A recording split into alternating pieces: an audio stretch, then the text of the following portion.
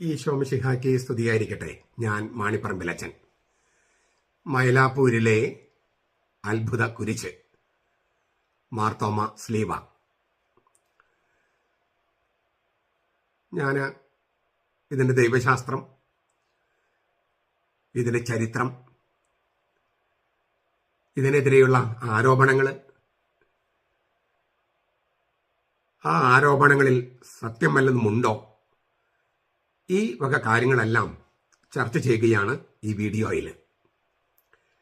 മാത്രമല്ല, ഈ മാർത്തോമ സ്ലീവായ്ക്ക് നമ്മുടെ ജീവിതത്തിലും ആരാധനാക്രമത്തിലുമുള്ള സ്വാധീനം അല്ലെങ്കിൽ എൻ്റെ പ്രസക്തി, അത് നമുക്ക് ചർച്ച ചെയ്യാം. അതിനു മുൻപ്, അതിലേക്ക് കടക്കുന്നതിന് മുൻപ് ഞാൻ എൻ്റെ 2 വ്യക്തിപരമായ അനുഭവങ്ങൾ പങ്കുവയ്ക്കാം. ഒരു ദിവസം എൻ്റെ രൂപതയിൽപ്പെട്ട ഒരു അച്ഛൻ എന്നെ അദ്ദേഹത്തിൻ്റെ വീട്ടിലേക്ക് ക്ഷണിച്ചു. ഏതോ ഒരു പ്രോഗ്രാം കഴിഞ്ഞപ്പോൾ അദ്ദേഹത്തിൻ്റെ വളരെ അടുത്ത സുഹൃത്തുക്കളായ കുറച്ച് അച്ഛന്മാരും ഉണ്ടായിരുന്നു. ഈ എന്നെ ക്ഷണിച്ച അച്ഛനും മറ്റ് അദ്ദേഹത്തിൻ്റെ സുഹൃത്തുക്കൾ അച്ഛനും ഈ എന്നെ ക്ഷണിച്ച അച്ഛൻ്റെ വീട്ടിൽ പല പ്രാവശ്യം പോയിട്ടുണ്ട്. അപ്പോൾ ഈ എന്നെ ക്ഷണിച്ച അച്ഛൻ്റെ വീട്ടുകാരെയും അപ്പനമ്മയും മറ്റുള്ളവരൊക്കെ നല്ല പരിചയമുണ്ട്. ഞാൻ പക്ഷെ ആ വീട്ടിൽ ആദ്യമായിട്ടാണ് പോകുന്നത്. അപ്പം അങ്ങനെ ഞാനും ഈ എന്നെ ക്ഷണിച്ച അച്ഛനും അദ്ദേഹത്തിൻ്റെ സുഹൃത്തുക്കൾ അച്ഛന്മാരെല്ലാവരും കൂടി ഈ അച്ഛൻ്റെ വീട്ടിലേക്ക് ചെന്നു. മറ്റുള്ളവരൊക്കെ വീട്ടുകാർക്ക് പരിചയമുള്ളതുകൊണ്ട് പിന്നെ അവരെ പരിചയപ്പെടുത്തേണ്ട കാര്യമില്ല. എന്നെ പരിചയപ്പെടുത്തിക്കൊണ്ട് ഈ അച്ഛൻ, എന്നെ ക്ഷണിച്ച അച്ഛൻ, അച്ഛൻ്റെ മാതാപിതാക്കളോട്, പ്രത്യേകിച്ച് അമ്മയോട് പറഞ്ഞു, ഇത് മാണിപ്പറമ്പിലച്ഛൻ. ഉടനെ തന്നെ ഈ അച്ഛൻ, എന്നെ ക്ഷണിച്ച അച്ഛൻ്റെ അമ്മ പറഞ്ഞു, മാണിപ്പറമ്പിലച്ഛനെ നിങ്ങൾ പരിചയപ്പെടുത്തേണ്ട കാര്യമില്ല. ഇത് വളരെ വർഷങ്ങൾക്ക് മുമ്പാണ്. ഇങ്ങനെ സമൂഹ മാധ്യമമൊന്നും ഇല്ലാത്തൊരു സമയത്താണ്. എൻ്റെ അറിവ് ശരിയാണെങ്കിൽ 96 മറ്റോ ആണ്, 96 95 ഈ അച്ഛൻ ഈ അച്ഛൻ്റെ അമ്മ പറഞ്ഞു, മാണിപ്പറമ്പിലച്ഛനെ പരിചയപ്പെടുത്തേണ്ട കാര്യമില്ല. ഏതാനും വർഷങ്ങൾക്ക് മുമ്പ് അച്ഛൻ ഈ പള്ളിയിൽ വരികയും അന്ന് മാർത്തോമ സ്ലീവായെക്കുറിച്ച് അച്ഛൻ പ്രസംഗിക്കുകയും ചെയ്തു. എന്നിട്ട് ഈ അമ്മ ഈ മാർത്തോമ കുരിശിനെ കുറിച്ച് ഞാൻ പ്രസംഗിച്ച കാര്യങ്ങൾ ഒന്നുപോലും വിടാതെ അതിന്റെ ദൈവശാസ്ത്രം 1, 2, 3, 4 ആയിട്ട് ഇങ്ങനെ അവതരിപ്പിച്ചു. അപ്പൊ എന്നെ ക്ഷണിച്ച അച്ഛനും കൂടെയുള്ള സുഹൃത്തുക്കളും അന്തം വിട്ട് നിൽക്കുകയാണ്. അവരെല്ലാം ഈ കുരിശിനോടൊരല്പം ചതുർത്ഥിയുള്ള ആളുകളാണ്. ഈ കുരിശിനെ അങ്ങനെ അംഗീകരിക്കുന്നവരല്ല. പക്ഷെ ഈ അമ്മ, അതൊന്നും ഈ അമ്മയ്ക്കറിയില്ല. അമ്മയുടെ മകനും കൂട്ടുകാരൊക്കെ ഈ കുരിശിനെതിരാണെന്നുള്ള കാര്യമൊന്നും ഈ അമ്മയ്ക്കറിയില്ല. അപ്പൊ ഈ അമ്മ ഈ മാർത്തോമ സ്ലീവായെ കുറിച്ചുള്ള സകല ഞാൻ പറഞ്ഞ കാര്യങ്ങളൊക്കെ അവര് വളരെ ചടുലമായിട്ട് അവതരിപ്പിച്ചു. അപ്പൊ ഞാൻ വിചാരിക്കുകയാണ്, ഈ ചിലപ്പോഴൊക്കെ എനിക്ക് തോന്നിയിട്ടുണ്ട് ഈ പ്രസംഗം കൊണ്ട് വല്ല കാര്യമുണ്ടോ എന്ന്. ഈ അനുഭവങ്ങളൊക്കെ കേൾക്കുമ്പോഴാണ് ഇതിന് എന്തുമാത്രം സ്വാധീനമാണ് നമ്മുടെ സുവിശേഷ പ്രഘോഷണത്തിനും വചന വ്യാഖ്യാനത്തിനും ഉള്ളത്. മനുഷ്യരെന്തുമാത്രം ആഗ്രഹത്തോടെ കേൾക്കുന്നു, കേൾക്കുക മാത്രമല്ല അവരുടെ മനസ്സിൽ ഇത് സൂക്ഷിക്കുന്നു. അതിന് ദൈവശാസ്ത്രം കണ്ട് അവര് വിസ്മയിക്കുന്നു. ആ വിസ്മയം അറിവിലേക്ക് നയിക്കുന്നു, അത് പങ്കുവെക്കുന്നു. അതാണ് ഒരു അനുഭവം. മറ്റൊരു അനുഭവം, ഞാൻ വികാരിയായിരുന്ന പള്ളിയിൽ, അപ്പം അവിടെ ഒരു വളരെ കുറച്ചൊരു സ്ഥലം, ഒരു കുരിശടി വെക്കാനുള്ള സ്ഥലം പള്ളിക്ക് റോഡിന്റെ സൈഡിലുണ്ട്. അവിടുന്ന് കുറച്ച് ദൂരെ മാറിയിട്ടാണ് പള്ളി. അപ്പൊ പള്ളി അവിടെ ഉണ്ട് എന്നൊരു സൈൻ വെക്കാനായിട്ട് ഒരു കുരിശടിക്ക് വേണ്ടി സ്ഥലം അവിടെ ഉണ്ടായിരുന്നു. പക്ഷെ ആ സ്ഥലം മുഴുവൻ വിവിധ പാർട്ടികളുടെ യൂണിയൻകാർ കയ്യേറി അവരുടെ കൊടികൾ, 3-4 പാർട്ടിക്കാരുടെ കൊടികൾ അവിടെ കുത്തിയിരിക്കുകയാണ്.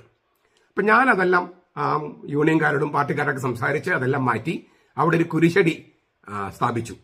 കുരിശടി സ്ഥാപിച്ചപ്പോൾ ഞാൻ മാർത്തോമ കുരിശാണ്, അപ്പോൾ സാമാന്യം ഭേദപ്പെട്ട് വലുപ്പമുള്ള തരത്തിലാണ് കുരിശടി വെച്ചിരിക്കുന്നത്.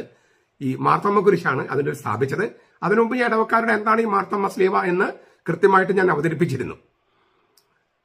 ഈ മാർത്തോമ സ്ലീവ വെച്ചിരിക്കുന്ന കുരിശടി വെഞ്ചരിക്കാനായിട്ട് അന്നത്തെ തൃശൂർ രൂപതയുടെ മെത്രാപ്പോലിത്ത അഭിമന്യ ജേക്കബ് തൂങ്കഴി പിതാവും എൻ്റെ രൂപതയിലെ മെത്രാൻ ജെയിംസ് പഴയത്തിൽ പിതാവും വന്നിരുന്നു. അങ്ങനെ ഈ കുരിശടിയുടെ വെഞ്ചരിപ്പ് നടക്കുന്ന സമയത്ത് എൻ്റെ ചെവിയിൽ ജെയിംസ് പഴയത്തിൽ പിതാവ് ഇങ്ങനെ ചെറുതായിട്ടൊന്ന് പറഞ്ഞു, ഈ കുരിശിനോട് ചിലർക്കെല്ലാം എതിർപ്പുണ്ട്. വളരെ സൗമ്യമായിട്ടാണല്ലോ ജെയിംസ് പഴയത്തിൽ പിതാവ് സംസാരിക്കുക. ചിലർക്കെല്ലാം ഈ കുരിശിനോട് എതിർപ്പുണ്ട് എന്ന് പറഞ്ഞു. ഞാനത് ചിരിച്ച് അങ്ങോട്ട് വിടും ചെയ്തു. ഇത് കഴിഞ്ഞ് ഞാൻ സ്ഥലം മാറിപ്പോയി. പിന്നീട് ഒരു അച്ഛൻ വന്നു. ആ അച്ഛന് കുരിശ കണ്ട ചെകുത്താനെ പോലെയാണ് മാർത്തോമാ ശ്ലീഹ കണ്ടു കഴിഞ്ഞാൽ. അപ്പൊ ഇതെങ്ങനെയെങ്കിലും മാറ്റണം എന്നുള്ളതാണ് പുള്ളിയുടെ ചിന്ത. അങ്ങനെ പുള്ളി പല തരത്തിൽ ഇത് മാറ്റാനുള്ള ഈ മാർത്തോമാ ശ്ലീഹ അവിടെ നിന്ന് മാറ്റാൻ സമന് വലിപ്പം നിൽക്കുന്നു. ഒരു 5-6 അടി വലിപ്പമുണ്ട് ഈ കുരിശിന്. പിന്നെ അതിന്റെ ബേസും എല്ലാം ഉണ്ടല്ലോ. അപ്പൊ ഈ കുരിശെങ്കിലും മാറ്റണം എന്നുള്ളതാണ് പുള്ളിയുടെ മനസ്സിൽ. അങ്ങനെ പുള്ളി പല പ്രാവശ്യം ശ്രമിച്ചു. ഇങ്ങനെയെല്ലാം ശ്രമിച്ചിട്ട് ജനങ്ങൾ പറഞ്ഞു ഇത് മാറ്റാൻ പറ്റില്ല. കാരണം ഈ കുരിശ് എന്താണെന്നും ഇതിന്റെ ദൈവശാസ്ത്രം എന്താണെന്നും മാണിപ്പറമ്പിലത്ത് ഞങ്ങളെ പഠിപ്പിച്ചിട്ടുണ്ട്. അവസാനം ഈ അച്ഛൻ അദ്ദേഹത്തിന്റെ മുഖം രക്ഷിക്കാൻ വേണ്ടി ഈ മാർത്തോമാ ശ്ലീഹയുടെ മുമ്പില്, ഞാൻ പറഞ്ഞൊരു 5-6 അടി വലിപ്പമുള്ള 5-6 അടിക്കാൾ കൂടുതലുണ്ടായിരിക്കാം, അതിന്റെ താഴെ ഒരു ചെറിയ തോമസിന്റെ ചെറിയൊരു രൂപം, ഒരു 3/4 അടിയോ 1 അടിയോ വലിപ്പമുള്ള ചെറിയ രൂപം കൊണ്ടുവച്ച് പുള്ളി അവസാനിപ്പിച്ചു. ഞാനിതെല്ലാം അറിയുന്നത് വർഷങ്ങൾക്ക് ശേഷം. ഞാൻ ആ വഴിക്ക് പോകുമ്പോൾ, കാറിൽ പോകുമ്പോൾ ഈ കുരിശടിയുടെ അവിടെ ചെറിയൊരു തോമസിന്റെ രൂപം ഇരിക്കുന്നു. അപ്പൊ ഞാൻ ചോദിച്ചു, ഇതെന്തേ ഇത്ര ചെറിയ രൂപം കൊണ്ടുവച്ചിരിക്കുന്നതെന്ന് ഞാൻ ചോദിച്ചു. അപ്പോഴാണ് ഇടവക്കാർ ഈ കഥയെല്ലാം പറയുന്നത്. അതായത് അദ്ദേഹത്തിന് ഈ കുരിശ് മാർത്തോമാ ശ്ലീഹ എങ്ങനെയെങ്കിലും എടുത്ത് മാറ്റണമെന്നുണ്ടായിരുന്നു. പക്ഷെ ജനങ്ങൾ സമ്മതിക്കാത്തത് കൊണ്ട് അദ്ദേഹം ഈ ഒരു ചെറിയ മാർത്തോമാ ശ്ലീഹ കുരിശ് അവിടെ കൊണ്ടുവച്ച് അവസാനിപ്പിച്ചു എന്ന് പറഞ്ഞു. ഇവിടെയും ഞാൻ പറയുന്നത്, ഞാൻ ഒരൊറ്റ പ്രസംഗം ആ ഇടവകയിൽ ഈ മാർത്തോമാ ശ്ലീഹയെ കുറിച്ച് പറഞ്ഞിട്ടുള്ളൂ. 3 കൊല്ലം ഞാൻ ഇടവകയിൽ ഇരുന്നിട്ടുണ്ട്. ഒരൊറ്റ പ്രാവശ്യം ഈ മാർത്തോമാ ശ്ലീഹയുടെ ദൈവശാസ്ത്രം അവതരിപ്പിച്ചിട്ടുള്ളൂ. എന്നിട്ട് ഇത് സ്ഥാപിക്കുകയും ചെയ്തു. ജനങ്ങള് അത് ഉൾക്കൊള്ളുകയും അതിന്റെ അർത്ഥം മനസ്സിലാക്കുകയും വേറൊരു അച്ഛൻ അതിനെതിരെ വന്നു കഴിഞ്ഞപ്പോൾ അതിനെ പ്രതിരോധിക്കുകയും ചെയ്തു. അത് പറ്റില്ല, ഇത് മാറ്റാൻ പറ്റില്ല എന്ന് പ്രതിരോധിക്കുകയും ചെയ്തു. ഞാൻ ആവർത്തിക്കുകയാണ്, ഇതെല്ലാം ഞാൻ അറിയുന്നത് വർഷങ്ങൾക്ക് ശേഷമാണ്. അപ്പോൾ ഈ എന്തുമാത്രം പ്രസക്തമാണ് നമ്മൾ ഈ കുരിശിന്റെ ദൈവശാസ്ത്രം, ശ്ലീഹായുടെ ദൈവശാസ്ത്രം അവതരിപ്പിക്കേണ്ടത്. ജനങ്ങൾ അത് എന്തുമാത്രം തുറന്ന ഹൃദയത്തോടെ സ്വീകരിക്കുക മാത്രമല്ല, ആ വിശ്വാസത്തിന് വേണ്ടി നിലകൊള്ളുകയും അതിനു വേണ്ടി മരിക്കാൻ പോലും തയ്യാറായി നിൽക്കുകയും ചെയ്യുന്നു. ഇത് വലിയ പ്രചോദനമാണ്. അപ്പൊ ഈ 2 അനുഭവങ്ങളും, ഇത് ഞാൻ ഇരിങ്ങാലക്കുട രൂപതക്കാരനാണ്. ഇരിങ്ങാലക്കുട രൂപതയിലുണ്ടായ അനുഭവങ്ങളാണ് ഞാൻ പങ്കുവച്ചത്. ഇരിങ്ങാലക്കുട രൂപതയിൽ ഇപ്പോഴും ഈ കുരിശിനോട് ഇഷ്ടമില്ലാത്ത പലരും ഉണ്ട്. അവരും എറണാകുളം രൂപതയിൽ ഒരുപാട് പേര് ഇതിനെ എതിർക്കുന്നവരുണ്ട്. തൃശ്ശൂർ രൂപതയിലുണ്ട്. അപ്പൊ അവരെല്ലാം ഈ വീഡിയോ നിങ്ങൾ പലതും കേട്ട് കാണും. നിങ്ങൾ ഇതൊന്നും കൂടി കേൾക്കുക. ഇതിന് താഴെ കമന്റ് ഇടുമ്പോൾ ഇല്ലേ, മാനിക്കാൻ കുരിശാണ്, ക്ലാവർ കുരിശാണ് എന്നൊക്കെ പറഞ്ഞ് നിങ്ങൾ ഈ കമന്റ് ഇടുമ്പോൾ, ഇത് കേട്ടതിന് ശേഷം, ഞാൻ പറഞ്ഞത് കേട്ടതിന് ശേഷം നിങ്ങൾക്ക് വിമർശിക്കാം. ഞാൻ പറഞ്ഞതിൽ വസ്തുതാവിരുദ്ധമായി എന്തുണ്ടെങ്കിലും വിമർശിക്കാം. വസ്തുതാവിരുദ്ധമല്ലെങ്കിൽ, സത്യവിരുദ്ധമല്ലെങ്കിൽ വെറുതെ വാക്കുകൾ കൊണ്ട് ഈ കമന്റ് ഇട്ടിട്ട് വിശേഷമില്ല. അത് കാര്യമില്ലല്ലോ, അങ്ങനെയല്ലല്ലോ. ഞാൻ പറഞ്ഞതിൽ ഏതെങ്കിലും വസ്തുതാവിരുദ്ധമോ സത്യവിരുദ്ധമോ അല്ലെങ്കിൽ അതിനകത്ത് ഞാൻ എന്തെങ്കിലും വൈരുദ്ധ്യാത്മകമായിട്ട് പറയുകയോ ഖണ്ഡിക്കുകയോ അങ്ങനെ വല്ലതൊക്കെ ഉണ്ടെങ്കിൽ അത് ചൂണ്ടിക്കാണിക്കാം.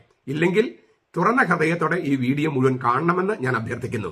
മാത്രമല്ല, നിങ്ങൾ ഇതിന്റെ ദൈവശാസ്ത്രം നിങ്ങൾക്ക് മനസ്സിലാക്കുന്നുണ്ടെങ്കിൽ, അത് അംഗീകരിക്കുന്നുണ്ടെങ്കിൽ ഈ വീഡിയോ പരമാവധി പേർക്ക് ഷെയർ ചെയ്ത് ഈ മാർത്തോമാ ശ്ലീഹ എന്നുള്ള നമ്മുടെ എംബ്ലം അതൊരു പൊതു ചിഹ്നമാണ്. മാർത്തോമാ ക്രിസ്ത്യാനികളുടെ, ഭാരത സുറിയാനി ക്രിസ്ത്യാനികളുടെ പൊതു ചിഹ്നമാണ്. അതിനെക്കുറിച്ച് ഞാൻ ആദ്യം തന്നെ പറയട്ടെ.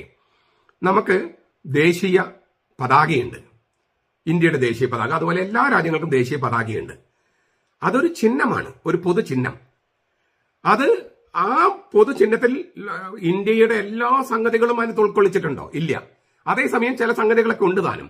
പലതരത്തിൽ വ്യാഖ്യാനിക്കാം. പണ്ട് ഒരു ബിരുദൻ ഇതിനൊരു പുതിയ വ്യാഖ്യാനം, ഒരു ക്രിസ്തീയ വ്യാഖ്യാനം കൊടുത്തു. പിന്നീട് അത് ഞാൻ കണ്ടിട്ടില്ല. ഒരു വീഡിയോയിലാണ്. അതായത് മുകളില് ഇന്ത്യയുടെ ദേശീയ പതാക മുകളിൽ കാവി, താഴെ പച്ച, നടുക്ക് വെള്ള.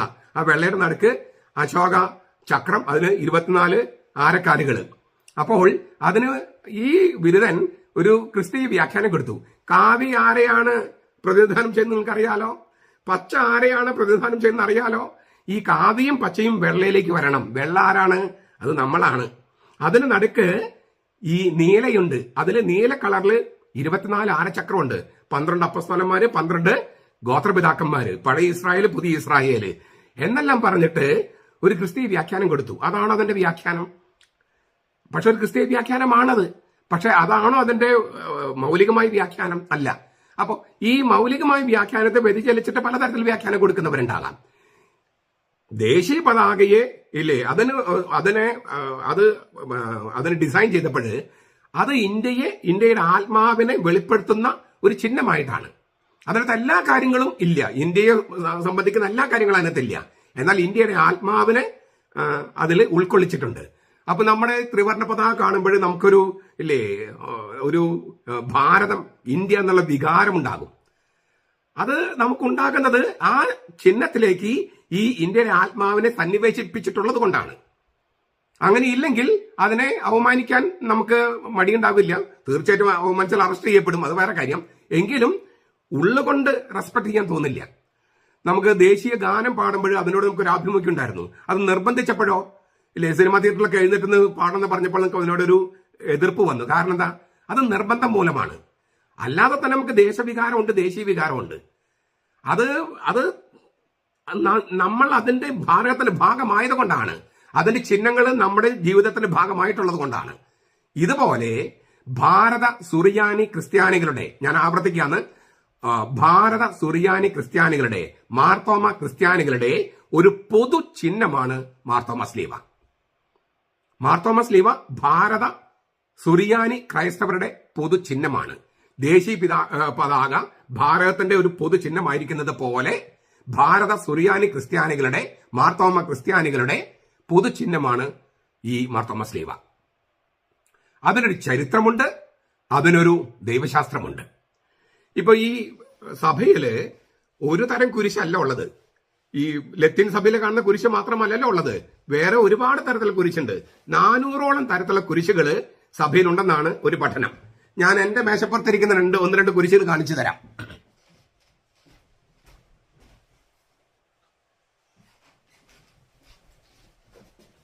നിങ്ങൾ കണ്ടിട്ടുള്ളതാണ് ഈ ഫ്രാൻസിസ്കൻ കുരിശ്.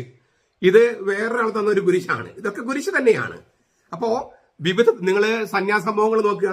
ഇപ്പൊ കർമ്മലിത സന്യാസ സമൂഹം, അല്ലെങ്കിൽ ക്ലാര സന്യാസ സമൂഹം, അല്ലെങ്കിൽ ഏത് സന്യാസ സമൂഹം നോക്കിയാലും അവർക്ക് അവരുടെ ദൈവശാസ്ത്രം, അവരുടെ ചരിത്രമൊക്കെ ഉൾക്കൊള്ളിക്കുന്ന കുരിശ് രൂപങ്ങളുണ്ട്. അപ്പൊ ഓരോ സഭയ്ക്കും കർത്താവ് മരിച്ച കുരിശ് എങ്ങനെയാണ് നമുക്ക് കൃത്യം കണ്ടെത്താൻ പറ്റുമോ? ഈ വിശുദ്ധ അന്ത്രയോസ് മരിച്ച കുരിശ് ഇങ്ങനെ എക്സ് ആകൃതിയിലാണ്, സെന്റ് ആൻഡ്രൂസ് ക്രോസ് എന്നാ പറയുക. യേശുവിന് കുരിശിലേറ്റിയ സ്ഥലത്ത് ഇങ്ങനെ അത് വധസ്ഥലമാണ്. അപ്പൊ ഇങ്ങനെ ഈ കുരിശിന്റെ ഇങ്ങനെ നാട്ടിയിരിക്കുകയാണ്. തോളിൽ വെച്ച് കൊണ്ടുപോകുന്ന ഈ ക്രോസ് ബീമാണ് കൊണ്ടുപോയതെന്ന് പറയണു. ഇതൊന്നും കാറ്റഗോറിക്കലായിട്ട് നമുക്ക് തെളിയിക്കാൻ കഴിയില്ല. അപ്പൊ നമുക്ക് ക്രിസ്തു കുരിശിൽ മരിച്ചു എന്ന കാര്യത്തിൽ യാതൊരു സംശയവുമില്ല. അതിനകത്ത് തർക്കം ഉണ്ടാക്കേണ്ട കാര്യമില്ല. അത്രമാത്രം രേഖകളും തെളിവുകളും ഉണ്ട്. പക്ഷെ അതിന്റെ വളരെയധികം വിശദാംശങ്ങള് അത് നമ്മുടെ രക്ഷയ്ക്ക് അതൊന്നും പ്രധാനപ്പെട്ടതല്ലാത്തത് കൊണ്ട് അത് എഴുതിയിട്ടില്ല. എന്നാൽ കുരിശിന് മുകളിൽ ഇങ്ങനെ INRI തൂക്കിയിട്ടിരുന്നു. അപ്പൊ നമുക്ക് ബൈബിളിൽ നിന്ന് ഏകദേശം നമുക്ക് കണ്ടെത്താവുന്ന രൂപത്തിലാണ് കുരിശ് നമ്മൾ രൂപപ്പെടുത്തിയിരിക്കുന്നത്.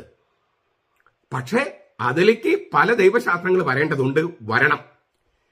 ഇനി ആദ്യം തന്നെ കുരിശ് എന്ത് എന്ന് ഞാൻ പറയട്ടെ. കുരിശ് അത് വളരെ പ്രധാനപ്പെട്ടതാണ്. പൗലോസ് ലീഹായെ തലവെട്ടി കൊല്ലുകയായിരുന്നു. പത്രോസ് ലീഹായെ കുരിശിൽ തല കീഴായി കൊല്ലുകയായിരുന്നു. തോമസ് ലീഹായെ കുന്തം കൊണ്ട് കുത്തിക്കൊല്ലുകയായിരുന്നു. യേശു മരിച്ചാൽ മതിയായിരുന്നോ? പൗലോസ് ലീഹ മരിച്ചതുപോലെ ഇങ്ങനെ ആരും തലവെട്ടി കൊന്നാൽ മതിയായിരുന്നോ യേശുവിനെ? അല്ലെങ്കിൽ എസ്തപ്പാനസിനെ കല്ലെറിഞ്ഞ് കൊല്ലുകയായിരുന്നു. അങ്ങനെ എസ്തപ്പാനസിനെ കൊന്നതുപോലെ യേശുവിനെ കല്ലെറിഞ്ഞ് കൊന്നാൽ മതിയായിരുന്നോ? കല്ലെറിഞ്ഞ് കൊല്ലലാണ് യഹൂദന്മാരുടെ വധശിക്ഷ. യേശു യഹൂദനായിരുന്നു. അപ്പൊ എന്തുകൊണ്ടാണ് ഈ കുരിശ് പ്രധാനപ്പെട്ടതായിരിക്കുന്നത്?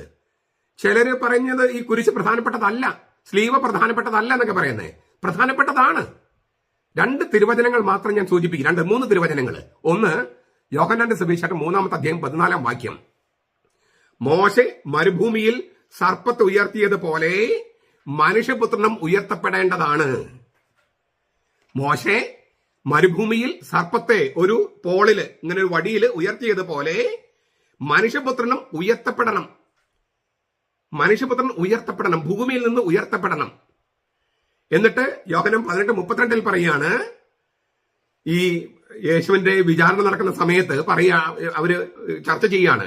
അപ്പോൾ നിങ്ങൾ തന്നെ കൊണ്ടുപോയി വധശിക്ഷ നടപ്പാക്കിക്കോ എന്ന് പീലാത്തോസ് പറയുമ്പോൾ യഹൂദന്മാര് പറയാണ്, അതിന് വധശിക്ഷ കൊടുക്കാനുള്ള അധികാരം ഞങ്ങൾക്കുണ്ടോ? അവിടെ യോഹന്നാൻ ഒരു കമന്റ് എഴുതിയിരിക്കുകയാണ്. ഇത് പറഞ്ഞത് താൻ ഏത് വിധത്തിലുള്ള മരണമാണ് കൈവരിക്കാൻ പോകുന്നത് എന്ന് യേശു പറഞ്ഞ തിരുവചനം പൂർത്തിയാകാൻ വേണ്ടിയാണ് സംഭവിച്ചത്. അതായത് യഹൂദന്മാരുടെ വധശിക്ഷ പോലെ കല്ലെറിഞ്ഞ് കൊല്ലപ്പെടുകയല്ല യേശുവിന് സംഭവിക്കുക, കുരിശിൽ ഉയർത്തപ്പെടുക തന്നെ വേണം. കുരിശിൽ ഉയർത്തപ്പെടുക തന്നെ വേണം.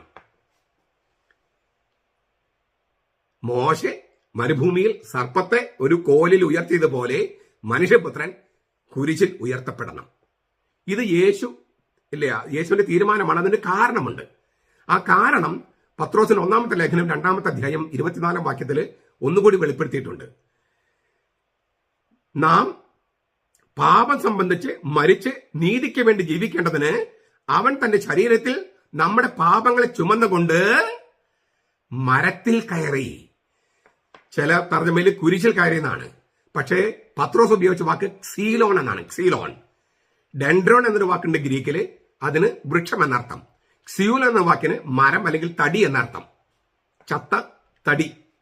അപ്പൊ നമുക്ക് ഒന്നുകൂടി നോക്കുക. 1 പത്രോസ് 2:24. നാം പാപം സംബന്ധിച്ച് മരിച്ച് നീതിക്ക് വേണ്ടി ജീവിക്കേണ്ടതിന് അവൻ തന്റെ ശരീരത്തിൽ നമ്മുടെ പാപങ്ങളെ ചുമന്നുകൊണ്ട് മരത്തിൽ കയറി. നമുക്ക് ഒന്നുകൂടി നോക്കാം. ഈ കുരിശ് ഇങ്ങനെ ലംബനയുള്ള ആ തടി, അത് ഇല്ലേ, ഈ നമുക്ക് നോക്കുകയാണെങ്കിൽ വടക്ക് തെക്ക് കുറുകനെയുള്ള തടി, പടിഞ്ഞാറ് കിഴക്ക്, 4 ദിശകളിലേക്കും. ദൈവശാസ്ത്രപരമായി പറഞ്ഞാൽ ഭൂമിയിൽ നിന്ന് സ്വർഗം വരെ. പിന്നെ യേശുക്രിസ്തുവാണ് കുരിശിൽ കിടക്കണേ. നമ്മൾ ഓരോരുത്തരും ഇങ്ങനെ കൈകൾ നിർത്തിയാൽ ഏതാണ്ട് കുരിശ് പോലെയല്ലേ. നിക്കോസ് കസന്തസാക്കിസ് അങ്ങനെ പറയുന്നുണ്ട്, നമ്മൾ കൈകൾ വിരിച്ചാൽ കുരിശായിരിക്കും. അപ്പോൾ ഈ കുരിശിന് 4 ഡയമെൻഷൻ ഉണ്ട്. സവിശേഷമായി ഭൂമിയിൽ നിന്ന് സ്വർഗത്തിലേക്ക് വെച്ചിരിക്കുന്ന ഗോവണി പോലെയാണത്. അപ്പോൾ ഭൂമിയിൽ നിന്ന് സ്വർഗത്തിലേക്ക് നമ്മെ കൊണ്ടുപോവുക എന്നുള്ളതാണ് രക്ഷയുടെ ഏറ്റവും പ്രധാനപ്പെട്ട വശം. പാപമോചനം അതിന്റെ ആദ്യത്തെ ഘട്ടം മാത്രമാണ്, അല്ലേ. അവൻ 1ാമത് വന്നു. അവന്റെ ആദ്യത്തെ ആഗമനം അത് പാപത്തെ കൈകാര്യം ചെയ്യാൻ. അവൻ വീണ്ടും വരും, തന്നെ ആകാംക്ഷപൂർവ്വം കാത്തിരിക്കുന്നവരുടെ രക്ഷയ്ക്ക് വേണ്ടി. തന്നെ ആകാംക്ഷപൂർവ്വം കാത്തിരിക്കുന്നവരുടെ രക്ഷയ്ക്ക് വേണ്ടി അവൻ വീണ്ടും വരണം. അപ്പോൾ ആദ്യത്തെ ആഗമനം പാപത്തെ കൈകാര്യം ചെയ്യാനാ. 2ാമത്തെ ആഗമനമാണ് രക്ഷയെ കൈകാര്യം ചെയ്യാൻ. ഇത് ഹെബ്രായ ലേഖനം 9:28. ഞാൻ ഒന്നുകൂടി പറയാ. അവൻ വന്നു, പാപത്തെ കൈകാര്യം ചെയ്തു. അവൻ വീണ്ടും വരും, തന്നെ ആകാംക്ഷപൂർവ്വം കാത്തിരിക്കുന്നവരുടെ രക്ഷയ്ക്ക് വേണ്ടി. ഈ നമ്മൾ രക്ഷിക്കപ്പെട്ടവരുടെ കൂട്ടായ്മയാണ് എന്ന് ചിലർ പറഞ്ഞു നടക്കുന്നുണ്ട്. അങ്ങനെയല്ല. അത് രക്ഷിക്കപ്പെട്ടുകൊണ്ടിരിക്കുന്നവരുടെ കൂട്ടായ്മയാണ്. രക്ഷിക്കപ്പെട്ടുകൊണ്ടിരിക്കുന്നവരുടെ കൂട്ടായ്മ. രക്ഷ എന്ന് പറയുന്നൊരു പ്രോസസ്സാണ്. ഒരു നിമിഷത്തിൽ മാത്രം നടക്കുന്നതല്ല. ഒരു നിമിഷത്തിൽ തുടങ്ങും, പിന്നെ അത് പ്രോസസ്സാണ്. അങ്ങനെയെങ്കിൽ ഈ കുരിശുമരണം എന്ന് പറയുന്ന അത് ഈ തടിയിൽ ഉയർത്തപ്പെടുക എന്ന് പറയുന്നത് സ്വർഗത്തിലേക്ക് ഉയർത്തപ്പെടുന്നതിന് തുല്യമാണ്. യേശു കുരിശിലേക്ക് ഉയർത്തപ്പോൾ നമ്മുടെ പാപങ്ങൾ ചുമന്നുകൊണ്ട് അവൻ മരത്തിലേക്ക് കയറി. അങ്ങനെ അവൻ സ്വർഗത്തിലേക്ക് കയറി. നമ്മുടെ പാപങ്ങൾ കുരിശിൽ വെച്ച് കത്തിച്ച് കളഞ്ഞ്, അല്ലേ, അവന്റെ ബലിയോടുകൂടി കത്തിച്ച് കളഞ്ഞ് നമ്മെ സ്വർഗത്തിലേക്ക് ഉയർത്തുകയാണ്. ഇതിനെയാണ് പൗരോഹിത്യം എന്ന് പറയണേ. പുരോഹിതന്മാർ എന്താ ചെയ്യുന്നത്? ക്രിസ്തുവിനോട് ചേർന്ന് ക്രിസ്തുവില് ഈ ചിലര് വിചാരിക്കുന്നത് പൗരോഹിത്യം എന്ന് പറഞ്ഞാൽ ഉടനെ തന്നെ 100,000 പുരോഹിതന്മാരുണ്ടെന്നാണ്. ഇല്ല. കത്തോലിക്ക സഭയിൽ ഒരൊറ്റ പുരോഹിതനേ ഉള്ളൂ. ഒരൊറ്റ പുരോഹിതൻ. കൈമാറ്റം ചെയ്യാൻ പറ്റാത്ത പൗരോഹിത്യമുള്ള ഒരൊറ്റ പുരോഹിതനേ ഉള്ളൂ. അത് യേശുക്രിസ്തുവാണ്. നമ്മൾ വൈദികർ പുരോഹിതന്മാരെന്ന് വിളിക്കുന്നവര് ശരിക്കും പുരോഹിതന്മാരല്ല. അവര് ഈ ഏക പുരോഹിതന്റെ ശുശ്രൂഷകരാണ്, മിനിസ്റ്റേഴ്സ്. അതുകൊണ്ട് എന്നെ വിളിക്കുന്നത് മിനിസ്റ്റീരിയൽ പ്രീസ്റ്റ്ഹുഡ് എന്നാണ്. മിനിസ്റ്റീരിയൽ പ്രീസ്റ്റ്, ശുശ്രൂഷ പൗരോഹിത്യം. യേശുക്രിസ്തുവിന്റെ സ്ഥാനത്ത് നിന്ന് യേശുക്രിസ്തുവിന് വേണ്ടി യേശുക്രിസ്തുവിന്റെ വാക്കുകൾ ഉച്ചരിച്ച് യേശുക്രിസ്തുവിന്റെ ഉത്ഥാനവും പരിശുദ്ധാത്മാവിന്റെ വരവും, ഇത് അവന്റെ വാക്കുകൾ അവന് വേണ്ടി ഉച്ചരിക്കാൻ എന്നെ നിർത്തിയിരിക്കുകയാണ്. ഇതാണ് അഭിഷേകം. അപ്പോൾ ഒറ്റ പുരോഹിതനേ ഉള്ളൂ. അവന്റെ പൗരത്വം കൈമാറ്റം ചെയ്യാൻ പറ്റില്ല, അതിന്റെ ആവശ്യമില്ല. ഒരൊറ്റ പുരോഹിതൻ മതി. ആ പുരോഹിതൻ ശുശ്രൂഷകരെ നിയമിച്ചിട്ടുണ്ട്. ശുശ്രൂഷകരെ, മിനിസ്റ്റേഴ്സ്. ഇത് കത്തോലിക്ക സഭയുടെ മതബോധനം ഞാൻ പറയണേ. അപ്പൊ നമ്മളൊക്കെ ഈ പുരോഹിതന്മാർ പറയുന്നത് മിനിസ്റ്റേഴ്സ് ആണ്. ഏക പുരോഹിതന്റെ മിനിസ്റ്റേഴ്സ്. അവന്റെ പൗരോഹിത്യം കൈമാറ്റം ചെയ്യപ്പെടുകയല്ല. അവന്റെ പൗരോഹിത്യം അവന് വേണ്ടി നിർവഹിക്കാൻ അവൻ ശുശ്രൂഷകരെ അഭിഷേകം ചെയ്തിരിക്കുകയാണ്. അവന്റെ പൗരോഹിത്യത്തിലേക്ക് ഉൾച്ചേർത്തിയിരിക്കുകയാണ്. കൈമാറ്റം ചെയ്യല്ല, ഉൾച്ചേർത്തുകയാണ്. ഇത് തിരുവചനങ്ങൾ കൃത്യമായി മനസ്സിലാക്കാതെ അതിന്റെ വ്യാഖ്യാനം മനസ്സിലാക്കാതെയാണ് ഈ ആരോപണങ്ങൾ ഉന്നയിക്കണേ. പഠിക്കാൻ അവർ തയ്യാറല്ലല്ലോ. പോട്ടെ, ഞാനിങ്ങനെ ഡൈഗ്രഷൻസ് പറയുന്നത് പലരും കമന്റുകളുമായിട്ട് വരുമ്പോൾ അതിന് ഉത്തരം കൊടുക്കുന്നതാണിത്. നമ്മുടെ ഓരോ വീഡിയോസും അതിനു മുമ്പുള്ളതിനൊക്കെയുള്ള ഉത്തരങ്ങൾ കൂടിയാണ്. നിങ്ങൾ ഈ കമന്റുകൾക്ക് ഉത്തരം കൂടിയാണ് ഞാൻ നൽകുന്നത്. ചുരുക്കത്തിൽ കുരിശു മരണം, യേശു കുരിശിൽ തന്നെ മരിക്കണമായിരുന്നു. കഴുത്ത് വെട്ടി കൊല്ലുകയോ കല്ലെറിഞ്ഞ് കൊല്ലുകയോ കുന്തം കൊണ്ട് കുത്തി അതൊന്നും പറ്റില്ല. കാരണം എന്താണ്? അതിനൊന്നും ഈ പറഞ്ഞ ഡയമെൻഷൻസ് ഇല്ല. സ്വർഗത്തിലേക്ക് ഉയർത്തുന്ന ഡയമെൻഷൻ ഇല്ല. ലോകത്ത് മുഴുവൻ ആലിംഗനം ചെയ്യുന്ന ഡയമെൻഷൻ ഇല്ല. അപ്പൊ വെറുതെ അങ്ങ് മരിച്ചാൽ പോരായിരുന്നു യേശു. അവന്റെ മരണം പ്രതീകമാണ്, യാഥാർത്ഥ്യമാണ്, പ്രതീകമാണ്, രണ്ടുമാണ്. യാഥാർത്ഥ്യത്തിന്റെ പ്രതീകമാണ്. അവന്റെ മരണത്തിന്റെ പ്രതീകാത്മകത അവതരിപ്പിക്കുന്നതാണ് ഈ സ്ലീവ എന്ന് പറയണേ. അതുകൊണ്ട് തന്നെ സ്ലീവ വളരെ പ്രധാനപ്പെട്ടതാ. അത് ഈ മരിക്കാനുള്ള ഒരു ഉപകരണം മാത്രമല്ല, രക്ഷയുടെ പ്രതീകാത്മകത സജീവമായിട്ട് നിലനിർത്തുന്ന ഒരു ചിഹ്നം കൂടിയാണ്. അതുകൊണ്ട് ആണ് അവൻ ഏത് വിധം മരിക്കണമെന്ന് പോലും ദൈവം തന്നെ നിശ്ചയിച്ചത്. തീർച്ചയായിട്ടും അവനെ കൊന്നവർക്ക് ഉത്തരവാദിത്വമുണ്ട്. പക്ഷേ ആരും അത് എന്നിൽ പിടിച്ചെടുക്കുകയല്ല, ഞാനത് സ്വയമേവ സമർപ്പിക്കുകയാണ്. അങ്ങനെ സ്വയമേവ സമർപ്പിച്ചത് കൊണ്ട്, സ്നേഹത്തോടുകൂടി സമർപ്പിച്ചത് കൊണ്ടാണ് അക്രമത്തിന്റെ പ്രവൃത്തി, ആ കുരിശ് സ്നേഹത്തിന്റെ പ്രവൃത്തിയായി രൂപാന്തരപ്പെട്ടതും നമ്മുടെ അക്രമത്തെ തന്നെ അവൻ അക്രമത്തിന്റെ അവസാനത്തെ മട്ടുവരെ യേശു തന്നെ കുടിച്ച് അക്രമത്തെ സ്നേഹം കൊണ്ട് രൂപാന്തരപ്പെടുത്തി. ഇതാണ് കുരിശ്. മനുഷ്യന്റെ അക്രമത്തെ അവന്റെ സ്നേഹം കൊണ്ട് സ്വയമേവ ആ അക്രമത്തിന് വിധേയപ്പെട്ട് ആ അക്രമത്തെ അവൻ അതിന്റെ മട്ടുവരെ സ്വയം കുടിച്ച് അവൻ ദൈവമായതുകൊണ്ട് ആ സ്നേഹത്തിന്റെ പ്രവൃത്തിയിൽ അക്രമത്തെ രൂപാന്തരപ്പെടുത്തി. അതാണ് ഈ കുരിശ് എന്ന് പറയുന്നത്. കുരിശിന്റെ ദൈവശാസ്ത്രം അതാണ്.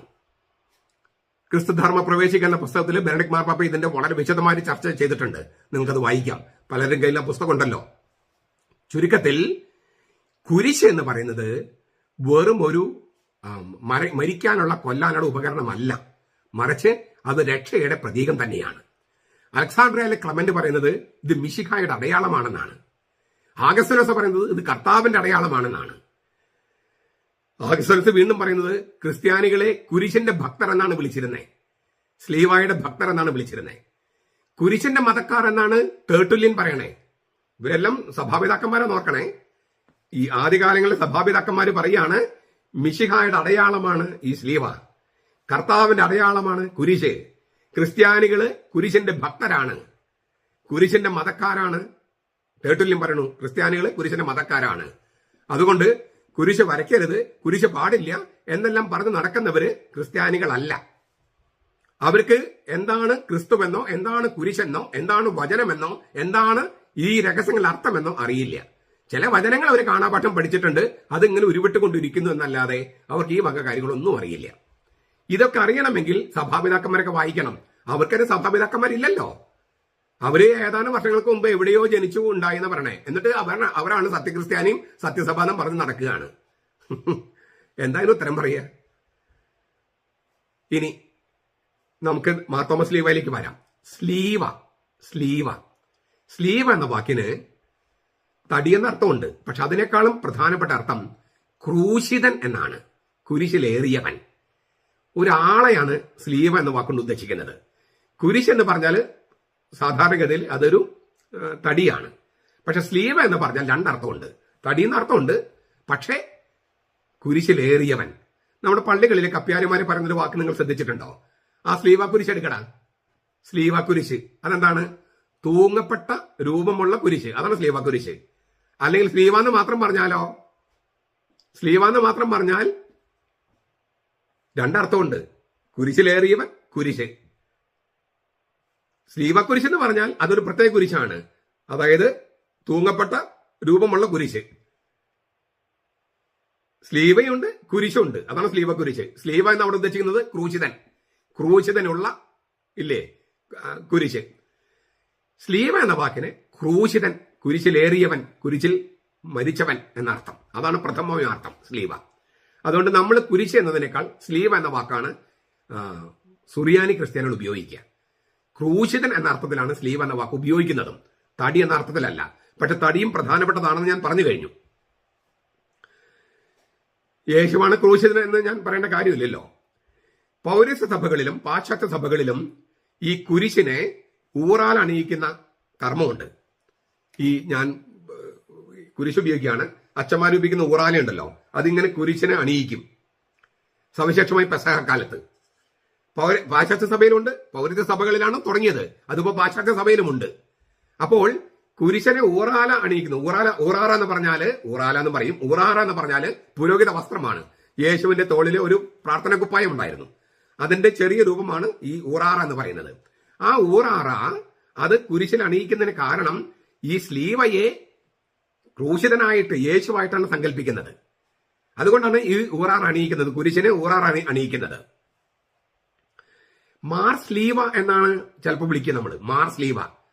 മാർ എന്ന് പറഞ്ഞാൽ ലോർഡ്, കർത്താവ്, കർത്താവായ യേശു. മാർ സ്ലീവ എന്ന് പറഞ്ഞാൽ കർത്താവായ, ക്രൂശിതനായ കർത്താവായ യേശു എന്നർത്ഥം.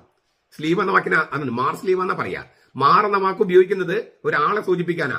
മാർ ജെയിംസ് പറയാറ്റിൽ അല്ലേ, അങ്ങനെയല്ല ആ വാക്ക്. അപ്പൊ മാർ എന്ന് പറഞ്ഞാല് ഈ ഒരാളെ ഉദ്ദേശിച്ചാണ്. മാർ സ്ലീവ എന്ന് പറയുമ്പോൾ കർത്താവായ ക്രൂശിതൻ, കർത്താവായ യേശു, ക്രൂശിതനായ കർത്താവ് എന്നാണ് അർത്ഥം. ഈ സ്ലീവ ലോകത്തെ മുഴുവൻ ഭരിക്കുന്നു. അതിനാൽ സ്ലീവ എന്ന് പറഞ്ഞാൽ മരമല്ല, മരത്തിലേറിയവനാണ്. സ്ലീവ നിങ്ങളെ ഇടയന്മാരായി നിയമിച്ചിരിക്കുന്നു. അങ്ങനെയൊക്കെയാണ് നമ്മുടെ പ്രാർത്ഥനകളിൽ കാണുന്നത്. സ്ലീവ ലോകത്തെ മുഴുവൻ ഭരിക്കുന്നു. ആ സ്ലീവയുടെ മുകളിൽ എഴുതിയിരിക്കുന്നത് ജീസസ് ദ നാസറൻ, യേസുസ് നസ്രേനുസ് റെക്സ് യദയോരം, Jesus the Nazarene, king of the Jews. അതിന്റെ ഹീബ്രുവിലും അത് എഴുതിയിരുന്നു, ലത്തീനിൽ എഴുതിയിരുന്നു. ഹീബ്രുവിന്റെ ചുരുക്കരൂപം നോക്കുകയാണെങ്കിൽ യാഹ്വേ എന്ന് കിട്ടും. യാഹ്വേയായ കർത്താവ് ലോകം മുഴുവൻ ഭരിക്കുന്നു. സ്ലീവ ലോകത്തെ മുഴുവൻ ഭരിക്കുന്നു. ആ മരമല്ലല്ലോ, മരവും മരത്തിൽ കിടക്കുന്നവനും ഒരുമിച്ചാണ്. അതുകൊണ്ടാണ് അത് മുകളിൽ ഇൻട്രി എന്ന് എഴുതി വെച്ചിരിക്കുന്നത്. അതിന്റെ ഓർമ്മയ്ക്ക് നമ്മൾ ഇൻട്രി അപ്പം ഉണ്ടാക്കുകയും ചെയ്യുന്നു. ഈ ഇൻട്രി INRI ആണ് ഇൻട്രി അപ്പം. സ്ലീവ നിങ്ങളെ ഇടയന്മാരായി നിയമിച്ചിരിക്കുന്നു. ആര്? ക്രൂശിതനായ കർത്താവ് എന്നർത്ഥം.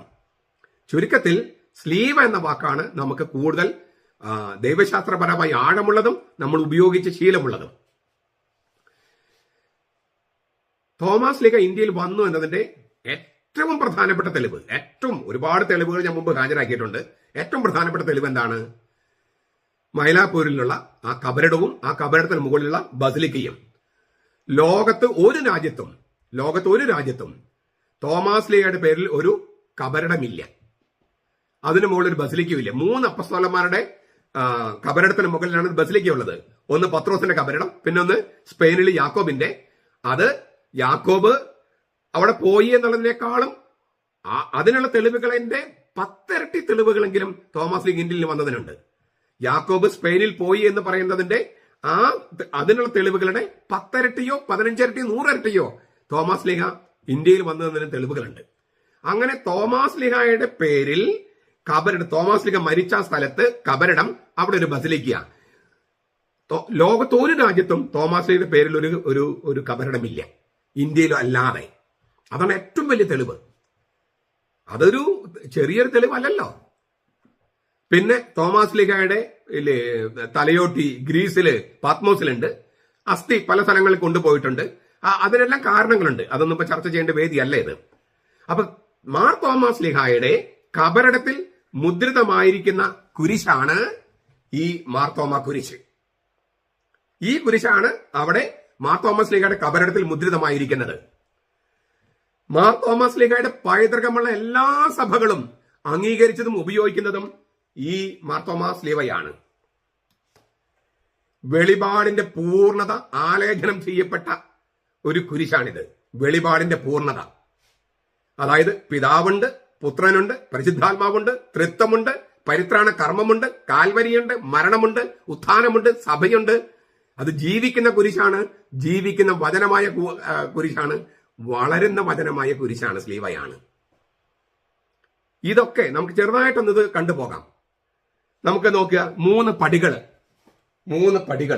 ഞാനിത് വരച്ചു തുടങ്ങിയതിനും പൂർത്തിയാക്കാൻ പറ്റിയില്ല, അതുകൊണ്ട് അത്രയുണ്ട് ഭംഗിയില്ല. ഒരു കോട്ട അടിക്കാൻ പറ്റിയുള്ളൂ. കുറെ നാൾ മുമ്പ് തുടങ്ങിയതാണ്, പക്ഷേ ഒരു ദിവസം ഇത് ചെയ്ത് വെച്ചു, പിന്നെ ഇത് പൂർത്തിയാക്കാൻ സമയം കിട്ടിയില്ല. അതുകൊണ്ട് ഇച്ചിരി ഭംഗി കുറവുണ്ടെങ്കിലും പഠനത്തിന് വേണ്ടി ഞാൻ ഉപയോഗിക്കുക. 3 പടികൾ. നിങ്ങൾ പരമ്പരാഗത പള്ളികൾ കണ്ടാൽ മനസ്സിലാകും. കെസ്ട്രോമയിൽ നിന്ന് മധുബഹേരിക്ക് 3 പടികളാണ്.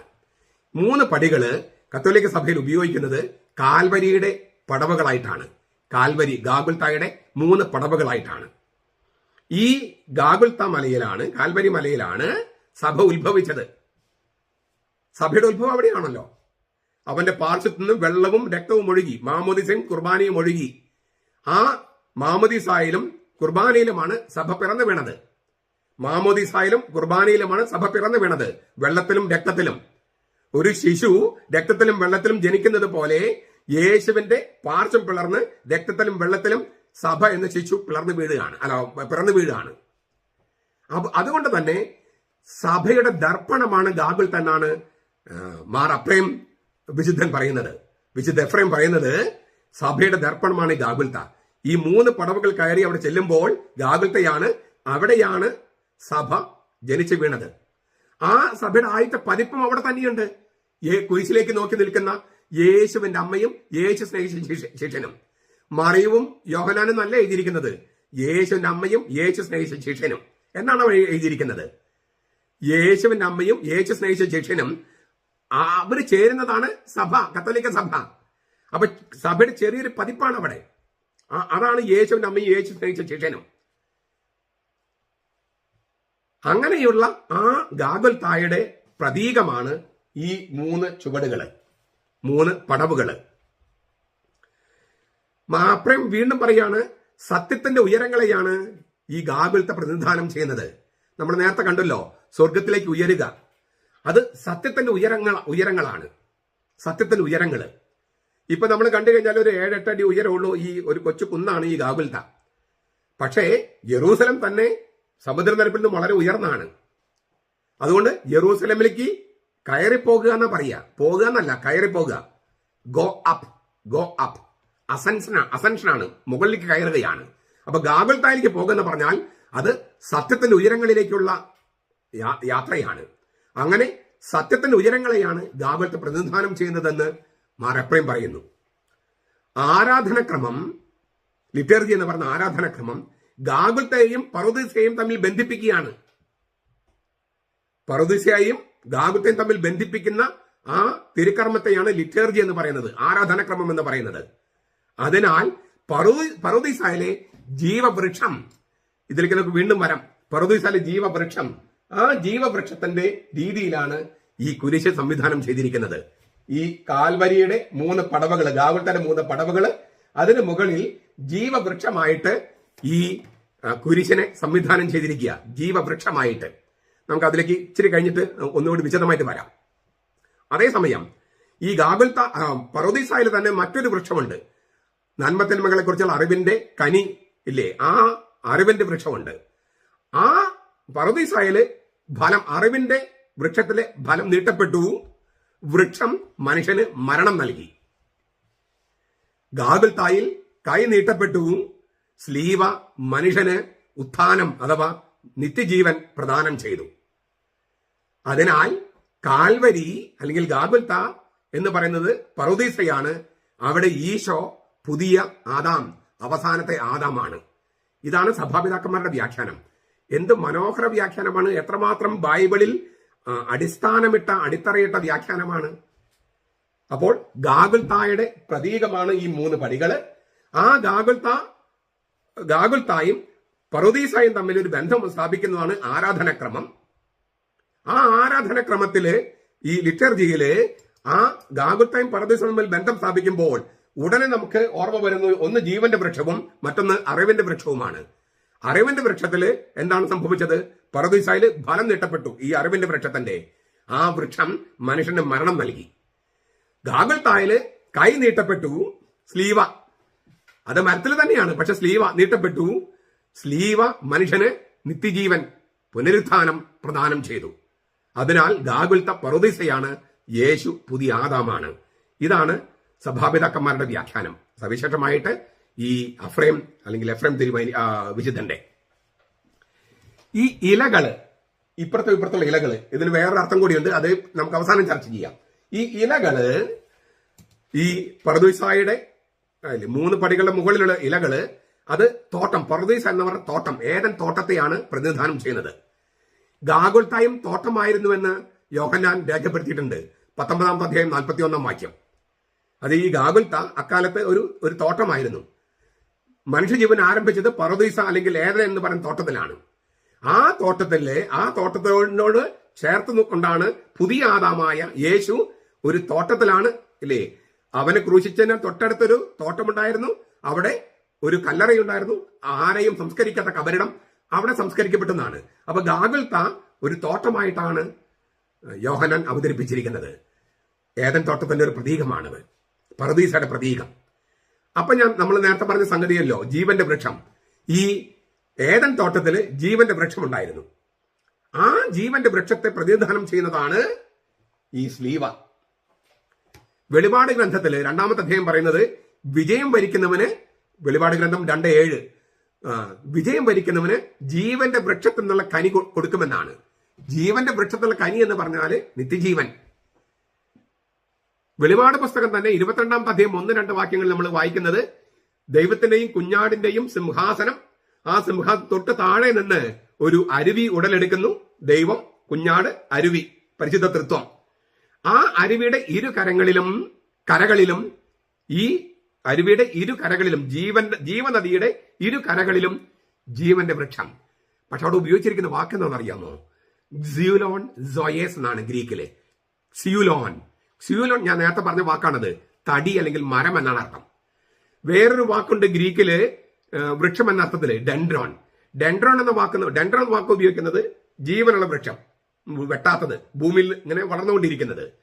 സിയുലോൺ എന്ന് പറഞ്ഞാൽ തടിയാണ്, ടിംബർ, തടി, വുഡ്, ആ മരം. അങ്ങനെയാണ് സിയുലോൺ എന്ന വാക്കിനർത്ഥം. അപ്പൊ ജീവന്റെ വൃക്ഷം എന്നതിന് ഡെൻഡ്രോൺ സോയേസ് എന്ന് പറഞ്ഞാൽ ജീവൻ, നിത്യജീവൻ. ഡെൻഡ്രോൺ സോയേസ് എന്ന് പറയാതെ സിയുലോൺ സോയേസ് എന്നാണ് പറഞ്ഞിരിക്കുന്നത്. അതായത് ജീവൻ നൽകുന്ന വൃക്ഷം ഒരു തടിയാണ്. ആ വാക്കാണ് നമ്മൾ നേരത്തെ കണ്ട 1 പത്രോസ് 2:24 തടിയിൽ കയറി. നമ്മുടെ പാപം വഹിച്ചുകൊണ്ട് അവൻ കുരിശിലേറുന്നതിന് പകരം തടിയിൽ കയറി. അതാണ്, ആ തടിയാണ് ജീവന്റെ വൃക്ഷം. നമുക്ക് ജീവൻ നൽകുന്ന വൃക്ഷം ഒരു തടിയാണ്. സ്ലീവ എന്ന് പറയുന്നത് ഈ തടിയും ആ തടിയിൽ കിടക്കുന്നവനുമാണ്. ചുരുക്കത്തില് ഞാൻ പറഞ്ഞല്ലോ, ബൈബിളിലെ ഏതാണ്ട് എല്ലാ പ്രധാനപ്പെട്ട പ്രമേയങ്ങളും ഇങ്ങനെ സന്നിവേശിപ്പിച്ചിരിക്കുന്ന ഒരു വലിയ പ്രതീകമാണ് ഈ മാർത്തോമാ സ്ലീവ. അപ്പോ പറുദീസായിലെ ജീവവൃക്ഷത്തിന് ഭക്ഷിക്കാൻ നൽകും, വെളിപാട് 2:7. അത് കുരിശാണ്.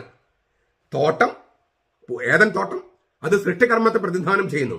ആരാ സൃഷ്ടികർമ്മം ചെയ്തത്? ദൈവം തമ്പുരാൻ. അപ്പോ ദൈവപിതാവ്, ഏദൻ തോട്ടം, പറുദീസ, ജീവവൃക്ഷം, അറിവിന്റെ വൃക്ഷം. അതിലെ കോൺട്രാസ്റ്റ് അവിടെ യേശു എന്ന രക്ഷകൻ, ജീവവൃക്ഷമായവൻ, തടിയായവൻ. ഇങ്ങനെയുള്ള എല്ലാ സംഗതികളും ഉൾച്ചേർത്തിരിക്കുകയാണ്. കൂട്ടത്തിൽ ഏദൻ തോട്ടത്തില് മനുഷ്യനെ ആക്കുമ്പോൾ എന്താ പറഞ്ഞത്? തോട്ടം കൃഷി ചെയ്യാനും അത് സംരക്ഷിക്കാനും മനുഷ്യന്റെ നിയോഗം അതാണ്. പരിസ്ഥിതി ഇതൊക്കെ കൊണ്ടുവന്നിട്ടുണ്ട്. ഈ പറഞ്ഞ ഈ ഇലകള് ചിത്രീകരിച്ചുകൊണ്ട്, ഏദൻ തോട്ടം അവതരിപ്പിച്ചുകൊണ്ട് മനുഷ്യന്റെ നിയോഗവും അവിടെ ചേർത്തിട്ടുണ്ട്. അപ്പോൾ സ്രഷ്ടാവായ ദൈവം, രക്ഷകനായ ദൈവം, ഇങ്ങനെ ബൈബിളിൽ ആദ്യത്തെ തിരുനട തുറക്കുമ്പോൾ ഉള്ള സംഗതികൾ മുഴുവൻ പ്രതീകങ്ങളായി ഒരൊറ്റ ചിഹ്നത്തിലേക്ക് ഉൾച്ചേർത്തിരിക്കുകയാണ്, സന്നിവേശിപ്പിച്ചിരിക്കുകയാണ് ഈ മാർത്തോമാ സ്ലീവായിൽ. നമുക്ക് സ്വാഭാവികം ചോദിക്കും, എന്തുകൊണ്ടാണ് യേശുവിന്റെ കുരിശിലും ഇങ്ങനെ കുരിശിലേറിയ അത് ചിത്രീകരിക്കാത്തത്? നമുക്കൊരു ചോദ്യം, വളരെ പെട്ടെന്ന് ചോദ്യം ഉത്തരം കിട്ടും. കുരിശുമരണം എന്ന് പറയുന്നത് ഒരു പൗരസ്ത്യ രീതി റോമ സാമ്രാജ്യത്തിലേക്ക് അഡോപ്റ്റ് ചെയ്തതാണ്. റോമൻ പൗരന്മാരല്ലാത്ത അടിമകളെയും കുറ്റവാളികളെയും കൊല്ലാനായിട്ട് ഒരുപാട് പേരെ കുരിശിലേക്ക് കൊന്നിട്ടുണ്ട്. കുരിശിലേറി മരിച്ചു എന്നതുകൊണ്ട് മാത്രം ആ കുരിശിന് അല്ലെങ്കിൽ കുരിശുമരണത്തിന് പ്രസക്തി വരുമോ? ഇല്ല. കുരിശുമരണത്തിന് പ്രസക്തി വരുന്നത് 2 കാരണങ്ങൾ കൊണ്ടാണ്. ഒന്ന്, നമ്മൾ പറയുന്ന കുരിശിലേറി മരിച്ചവൻ സ്ലീവ, അതായത് യേശുക്രിസ്തു, ദൈവം മനുഷ്യനായ ആളാണ്. പാപമില്ലാത്ത പരിപൂർണനായ എല്ലാം തികഞ്ഞ മനുഷ്യൻ. ആ ദൈവം മനുഷ്യനായ ആളായതുകൊണ്ട് എല്ലാ മനുഷ്യരുടെയും പാപങ്ങൾ അവനിലേക്ക് എടുത്ത് അത് ചുമന്നു കൊണ്ടുപോയി അത് ബലിയായിട്ട് കുരിശിൽ ബലി അർപ്പിക്കാൻ അവന് കഴിഞ്ഞു. അപ്പൊ അവന്റെ കുരിശമരണം എന്ന് പറയുന്നത് സാധാരണ ഒരു കുറ്റവാളിയുടെ കുരിശമരണം പോലെയല്ല. അതാണ് ഒന്നാമത്തെ അർത്ഥം. രണ്ട്, അവനങ്ങനെ മരിച്ച് തീർന്നു പോയാല് അല്ലേ, അവിടെ വെച്ചൊരു ഈ ബലിയൊക്കെ തന്നെ അത് തീർന്നു വിചാരിക്കുക. അപ്പോൾ ഭൂതകാലത്ത് നടന്നൊരു ചെറിയ ഒരു സംഭവം മാത്രം പറ്റുന്നത് അവശേഷിക്കും. ഇന്ന് പ്രസക്തി ഉണ്ടാകാൻ സാധ്യത കുറവാണ്. ഇന്നും പ്രസക്തി ഉണ്ടാകുന്നത് എങ്ങനെയാണ്? അവൻ മരിച്ചവന് ഉത്ഥാനം ചെയ്തു. എങ്ങനെ? ശരീരത്തോടു കൂടി ഉത്ഥാനം ചെയ്തു. ശരീരത്തോടു കൂടി ഉത്ഥാനം ചെയ്തു. ഇത് വളരെ പ്രധാനപ്പെട്ടതാണ്. ആ കല്ലറയില് യേശുവിനെ വെച്ച കബറിടത്തിൽ അവന് ശരീരം ഉണ്ടായിരുന്നില്ല, തുണികളെ ഉണ്ടായിരുന്നുള്ളൂ. യോഹന്നാൻ സുവിശേഷം 20 അധ്യായം 1 മുതൽ 8 വരെ നമുക്ക് വായിക്കാം. യോഹന്നാൻ 20, 1 മുതൽ 8 വരെ. ഞാൻ മുമ്പ് ഒരിക്കൽ പറഞ്ഞിട്ടുണ്ട് എന്തുകൊണ്ടാണ് കാസ 3 പ്രാവശ്യം മുട്ടിക്കുന്നതും അതിനു മുമ്പ് ഈ ശോശപ്പ കൊണ്ട് മൂടുന്നതും ഒക്കെ. അതിനെക്കുറിച്ചൊക്കെ ഞാൻ പറഞ്ഞിട്ടുണ്ട്. അത് ഈ യോഹന്നാന്റെ സുവിശേഷം 20 അധ്യായം 1 മുതൽ 8 വരെ വാക്യങ്ങളെ പിന്തുടർന്നുകൊണ്ടാണ് സീറോ മലബാർ സഭയിലും മലങ്കര സഭയിലും ചെയ്യുന്നത്. അപ്പോൾ ആ കബറിടത്തിൽ യേശുവിന് ശരീരമില്ല, തുണികളേ ഉള്ളൂ. ശരീരത്തോടു കൂടി അവൻ ഉത്ഥാനം ചെയ്തു. ശൂന്യമായ കല്ലറ വളരെ പ്രധാനപ്പെട്ടതാണ് യേശുവിന്റെ ഉത്ഥാനത്തില്. ശൂന്യമായ കുരിശ് അത് തന്നെയാണ് സൂചിപ്പിക്കുന്നത്. ഇത് വെറും ശൂന്യമല്ല, അതിലേക്ക് നമ്മൾ വരികയാണ്. ഇത് വെറുതെ ശൂന്യമായി കിടക്കുകയല്ല. ഈ കബറിടം, യേശുവിന്റെ കബറിടം പോലെ ശൂന്യമായി കിടക്കുകയാണ്. അതിന്റെ അടുത്തൊരു പ്രതിയും കൂടി മനസ്സിലാക്കുമ്പോഴാണ് ഇതിന്റെ പൂർണ്ണമായ അർത്ഥം നിങ്ങൾക്ക് മനസ്സിലാകുക. അപ്പോൾ യേശു കുരിശിൽ മരിച്ചത് കൊണ്ട് മാത്രം രക്ഷയാകുന്നില്ല. നമ്മളെ ജീവന്റെ അടുത്ത ഘട്ടത്തിലേക്ക്, അതായത് അന്തിമഘട്ടത്തിലേക്ക്, പുനരുത്ഥാനം എന്ന് പറയുന്ന ജീവന്റെ അവസാന ഘട്ടത്തിലേക്ക്, അതായത് നമുക്കൊരു ഉദാഹരണം വേണമെങ്കിൽ സസ്യജീവൻ, മൃഗജീവൻ, മനുഷ്യജീവൻ, നിത്യജീവൻ. അപ്പൊ ജീവന്റെ ഒരു പരിണാമമുണ്ട്. അവസാനത്തത് നിത്യജീവനാണ്.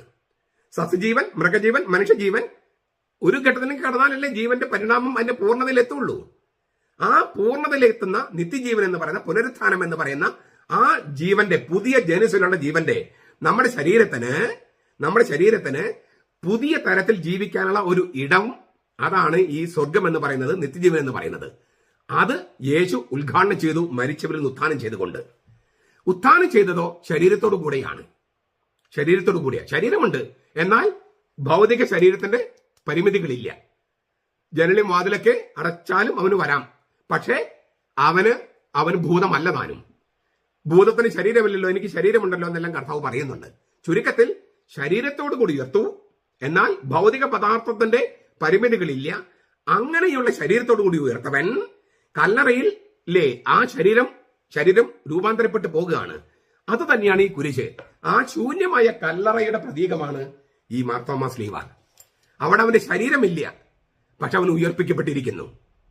അങ്ങനെ ഉയർത്തില്ലായിരുന്നെങ്കിൽ ഈ കുരിശ് വെറും ശിക്ഷയുടെ ഉപകരണമായി അധപതിച്ചേനെ. ഇപ്പൊ അത് രക്ഷയുടെ ഉപകരണമായി നിൽക്കുന്നത് ഈ കുരിശിൽ മരിച്ചവൻ, ആ ശ്ലീഹ, അവൻ ഉത്ഥാനം ചെയ്തതുകൊണ്ട്. അതുകൊണ്ടാണ് ഈ ക്രൂശിത രൂപം അത് ഈ മാർത്തോമാ ശ്ലീഹായിൽ ഇല്ലാത്തത്. ചുരുക്കത്തിൽ ശൂന്യമായ കല്ലറയും ഉത്ഥാനം ചെയ്ത യേശുവിനെയും വളരെ ഭംഗിയായിട്ട് ആവിഷ്കരിക്കുന്ന ഒരു ചിഹ്നമാണ് മാർത്തോമാ ശ്ലീഹ. സഹനത്തിനും അതുവഴി ഉളവായ എല്ലാ ഫലങ്ങൾക്കും അവര് പഴയ കാലത്ത് ശ്ലീഹ എന്നാണ് പറഞ്ഞിരുന്നത്. തീയോദോറിന്റെ വാക്കുകളാണ്. സഹനത്തിനും കുരിശുമരണത്തിനും അതുവഴി ഉളവായ എല്ലാ ഫലങ്ങൾക്കും അക്കാലത്ത് ശ്ലീഹ എന്ന വാക്ക് ഉപയോഗിച്ചിരുന്നേ. ശ്ലീഹ എന്ന് പറഞ്ഞാൽ ഈ പറഞ്ഞ ദൈവശാസ്ത്രങ്ങളൊക്കെ ഉൾച്ചേരുന്ന ഒരു വാക്കാണ്. എല്ലാം ഒറ്റ വാക്കിൽ അവതരിപ്പിക്കുകയാണ്. ഞാൻ പറഞ്ഞപ്പോൾ നിങ്ങൾക്ക് കുറച്ചൊക്കെ മനസ്സിലായി കാണുമെന്ന് ഞാൻ വിചാരിക്കുന്നു.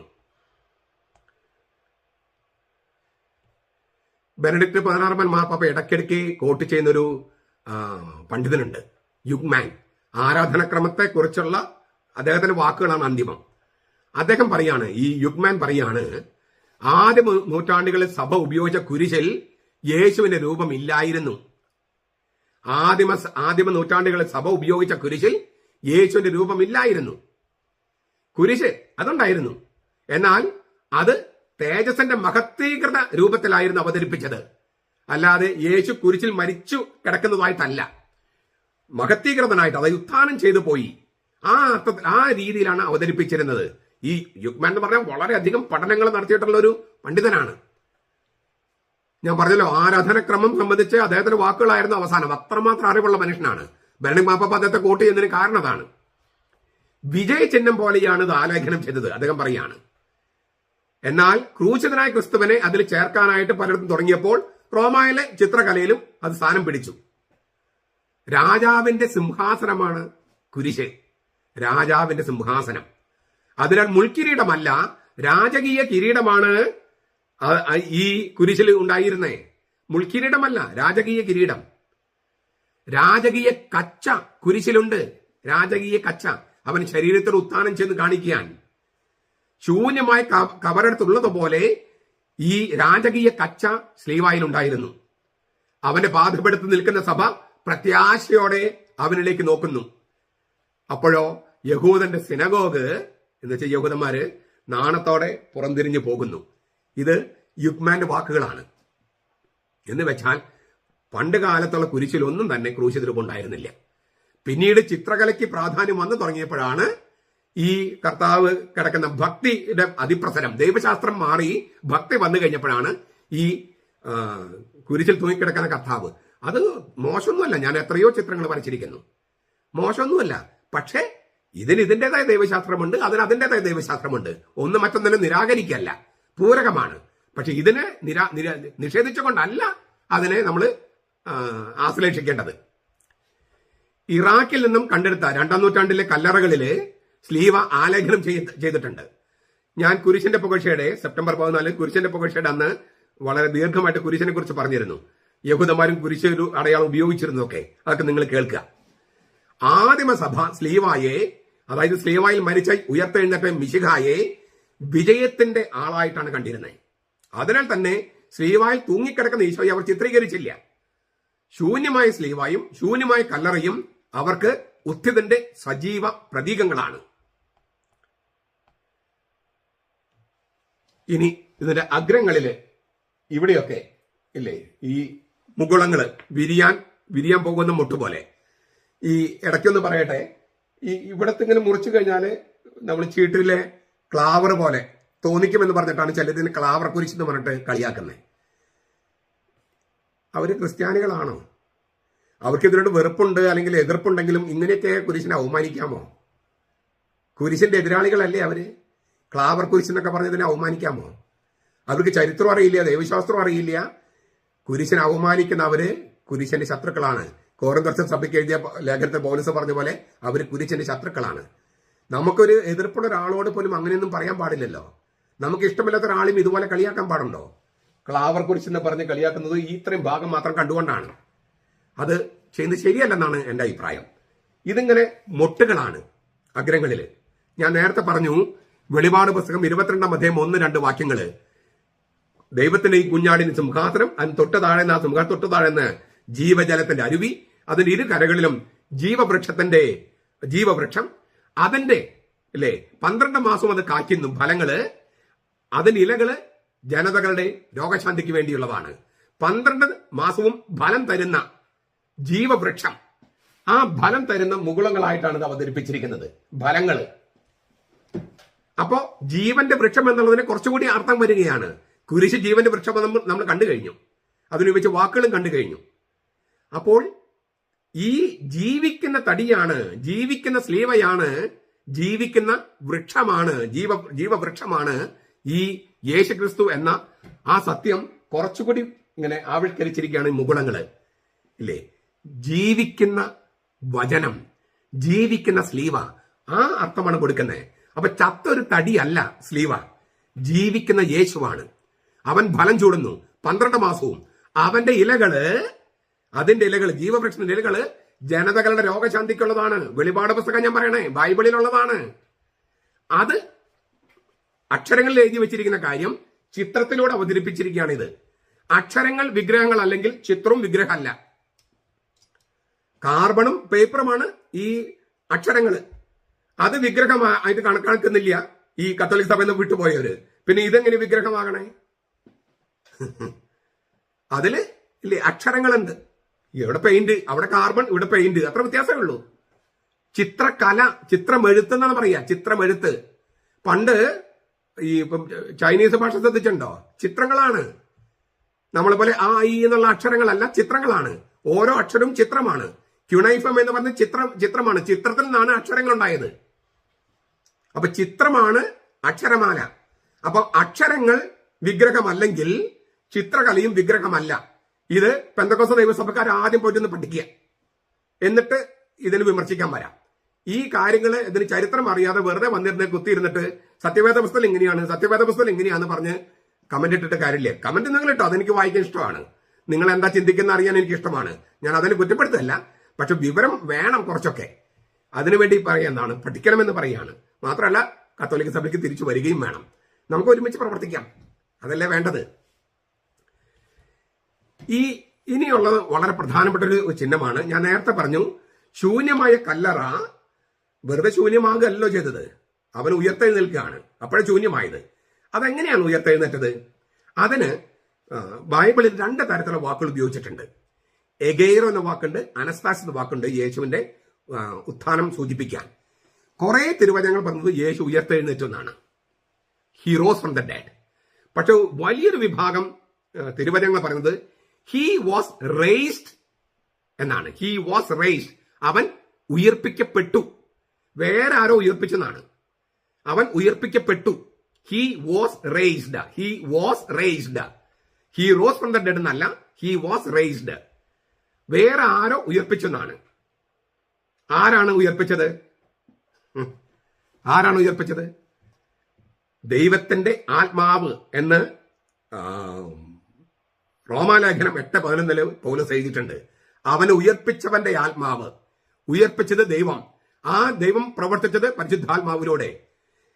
യേശു ജനിച്ചതും പരിശുദ്ധാത്മാവിന്റെ ശക്തിയിലൂടെയാണ്. യേശു ഉയർപ്പിക്കപ്പെടുന്നതും പരിശുദ്ധാത്മാവിന്റെ ശക്തിയിലൂടെയാണ്. പരിശുദ്ധാത്മാവാണ് യേശുവിനെ മരിച്ചവരിൽ നിന്ന് ഉയർപ്പിക്കുന്നത്. ആ പരിശുദ്ധാത്മാവിന്റെ പ്രധാനപ്പെട്ട ഒരു പ്രതീകമാണ് പ്രാവ്. പ്രാവ് അവരോഹണ രൂപത്തിലാണ് ചെയ്തിരിക്കുന്നത്, ഇല്ലേ? അവരോഹണ രൂപത്തില് സ്ലീവ ഇങ്ങനെ ചുംബിച്ചു നിൽക്കുന്ന തരത്തില്, യേശുവിനെ ചുംബിച്ചു നിൽക്കുന്ന തരത്തില് യേശുവിനെ ഉയർത്തിക്കൊണ്ടു പോകാൻ വരുന്ന പരിശുദ്ധാത്മാവ്, സ്ലീവായിലേക്ക് പറന്നിറങ്ങുന്ന പരിശുദ്ധാത്മാവ്, പ്രാവ്, എന്നിട്ട് യേശുവിനെ ഉയർപ്പിച്ചു കൊണ്ടുപോകുകയാണ്. മർക്കോസിന്റെ സുവിശേഷം 1:10 വളരെ മനോഹരമായ ഒരു സംഗതിയുണ്ട്. യേശു വെള്ളത്തിൽ നിന്ന് കയറുമ്പോൾ ഇങ്ങനെ കയറി കഴിഞ്ഞിട്ടല്ല, കയറുമ്പോൾ അനാബൈനോൻ എന്നാണ് വാക്ക്. അനാബൈനോൻ, കയറിക്കൊണ്ടിരിക്കുകയാണ്. ഒരു ആരോഹണ പ്രക്രിയയാണ് യേശു. ആ സമയത്ത് പരിശുദ്ധാത്മാവ് പ്രാവിന്റെ രൂപത്തിൽ കത്തബൈനോൻ അവൻ ഇറങ്ങിക്കൊണ്ടിരുന്നു. യേശു കയറിക്കൊണ്ടിരുന്നു, പരിശുദ്ധാത്മാവ് ഇറങ്ങിക്കൊണ്ടിരുന്നു. അതിന് കത്തബൈനോൻ എന്ന ഗ്രീക്ക് വാക്ക്, അവരോഹണം. പരിശുദ്ധാത്മാവ് അവരോഹണത്തില്, യേശു ആരോഹണത്തില്. അങ്ങനെ പരിശുദ്ധാത്മാവും യേശു കണ്ടുമുട്ടി. പരിശുദ്ധാത്മാവ് യേശുവിന്റെ മേലിരുന്നു, അവൻ പരിശുദ്ധാത്മാവിന്റെ വാഹകനായി. നമുക്കിതിന്റെ ഒരുപാട് അർത്ഥങ്ങളുണ്ട്. ഉൽപ്പത്തി 1:2 ദൈവത്തിന്റെ ചൈതന്യം വെള്ളത്തിന് മീതെ ചലിച്ചുകൊണ്ടിരുന്നു. ആ ചലനം പ്രാവിന്റെ ചലനം പോലെയായിരുന്നു എന്നാണ് റബ്ബിമാര് പഠിപ്പിക്കണേ. ഉൽപ്പത്തി ഗ്രന്ഥത്തിലെ 8-ാമത്തെ അധ്യായത്തില് നോഹയുടെയും പെട്ടകത്തിൽ നിന്നും പറഞ്ഞയച്ച പ്രാവ്, അത് സമാധാനത്തിന്റെയും രക്ഷയുടെയും നവീകരണത്തിനും ചിഹ്നമാണ്. ലേവ്യരുടെ ഗ്രന്ഥത്തില് 12-14 അധ്യായത്തില് കാണിക്ക കൊടുക്കുന്നത്, ഇല്ലേ, ദരിദ്രരെ കാണിക്ക കൊടുക്കുന്നത് പ്രാവിനെയാണ്. ലൂക്ക 2:24 തിരുക്കുടുംബം ചെയ്തതും അങ്ങനെ തന്നെയാണ്. ഈ ഒരു മൃദുസ്വരം, സ്വർഗത്തിൽ നിന്ന് ഒരു മൃദുസ്വരം, ബത്ത് കോൽ എന്നാണ് അതിന്റെ ഹീബ്രു. ബത്ത് കോൽ, ബത്ത് എന്ന് പറഞ്ഞാൽ ഡോട്ടർ, കോൽ എന്ന് വെച്ചാൽ voice. The voice of the daughter of the voice എന്ന് പറഞ്ഞാൽ ശബ്ദത്തിന്റെ മകൾ എന്ന് പറഞ്ഞാൽ ചെറിയ ശബ്ദം. അതായത് അതിനെ ബത്ത് കോൽ, ദൈവം സംസാരിക്കുന്ന ശബ്ദമായിട്ടാണ് അതിന് ഈ മൃദുസ്വരം എന്ന് നമ്മൾ തർജ്ജമ ചെയ്യുക. ബത്ത് കോൽ അതായത് ശബ്ദത്തിന്റെ മകള് എന്ന് പറഞ്ഞാൽ ചെറിയ ശബ്ദം. അത് പ്രാവിന്റെ കുറുകലാണെന്നാണ് സഭാപിതാക്കന്മാർ പറയണേ. ഈ ബത്ത് കോൽ എന്ന് പറയുന്നത് സ്വർഗത്തിലെ സന്ദേശം കൈമാറുന്ന പ്രാവിന്റെ കുറുകലാണെന്നാണ്. നമ്മൾ ചില ഈ പുരാണങ്ങളിലൊക്കെ കാണില്ലേ, സന്ദേശം കൈമാറുന്ന പ്രാവ് വന്നിരിക്കുന്നു, പ്രാവ് ഒരു സന്ദേശവുമായിട്ട് വരുന്നു. അതൊക്കെ ഇതിന്റെ വെളിച്ചത്തിലാണ് അതൊക്കെ ഉണ്ടായത്. ചുരുക്കത്തില് പ്രാവിന്റെ ശബ്ദമാണ് ഈ ദൈവത്തിന്റെ സ്വരമായിട്ട് അവതരിപ്പിച്ചിരിക്കുന്നത്. സ്വർഗത്തിന് സ്വരമുണ്ടായി. ആ സ്വരം എന്നുള്ളത് ഉപയോഗിക്കുന്ന വാക്ക് ബത്തുക്കോൽ എന്നാണ്. ബത്തുക്കോൽ എന്ന് വെച്ചാൽ ശബ്ദത്തിന്റെ മകള്, ചെറു ശബ്ദം, മൃദുസ്വരം. അതെല്ലാം ഈ പരിശുദ്ധാത്മാവിലേക്ക് കൈചൂണ്ടുകയാണ്. 3:22 ലൂക്കാസ് 3:22 പറയുന്നത്, അവൻ പ്രാർത്ഥിച്ചുകൊണ്ടിരിക്കുമ്പോൾ സ്വർഗം തുറക്കപ്പെട്ടു, പരിശുദ്ധാത്മാവ് പ്രാവിന്റെ ദേഹരൂപത്തിൽ പ്രാവിന്റെ ദേഹരൂപത്തിൽ, in the bodily form of a dove. പരിശുദ്ധാത്മാവിന് ദേഹരൂപമുണ്ട്. യേശുവിന് മനുഷ്യരൂപമുള്ളതുപോലെ പരിശുദ്ധാത്മാവിന് ദേഹരൂപമുണ്ട്. പരിശുദ്ധാത്മാവ് പ്രാവിന്റെ ദേഹരൂപത്തിൽ. അങ്ങനെയാണ് എഴുതിയിരിക്കുന്നത്. ലൂക്കാസ് 3:22. യോഹനം 3:16 സ്നാപയോഹനം പറയുന്നുണ്ട്, എനിക്കും അവൻ അറിയില്ലായിരുന്നു. കസിൻ എന്നത് എനിക്കറിയാം, പക്ഷേ ഇവൻ ദൈവം തന്നെയായ ഏകജാതനായ കാര്യം എനിക്ക് അറിയില്ലായിരുന്നു. ആത്മാവ് പ്രാവിന്റെ രൂപത്തിൽ ആരുടെ മേൽ വന്ന് വസിക്കുന്നുവോ അവനാണ് ദൈവപുത്രൻ. അങ്ങനെ എന്നെ അയച്ചും വെളിപ്പെടുത്തിയിരുന്നു. ഞാനത് കണ്ടു. ഈ നസറത്തിലെ യേശുവാണ് അത്. അവന്റെ മേലെ പ്രാവിന്റെ രൂപത്തിൽ പരിശുദ്ധാത്മാവ് വന്ന് കൂടാരമടിക്കുന്നത് ഞാൻ നേരിട്ട് കണ്ടതാണ്. യോഹന്നാൻ 3:16.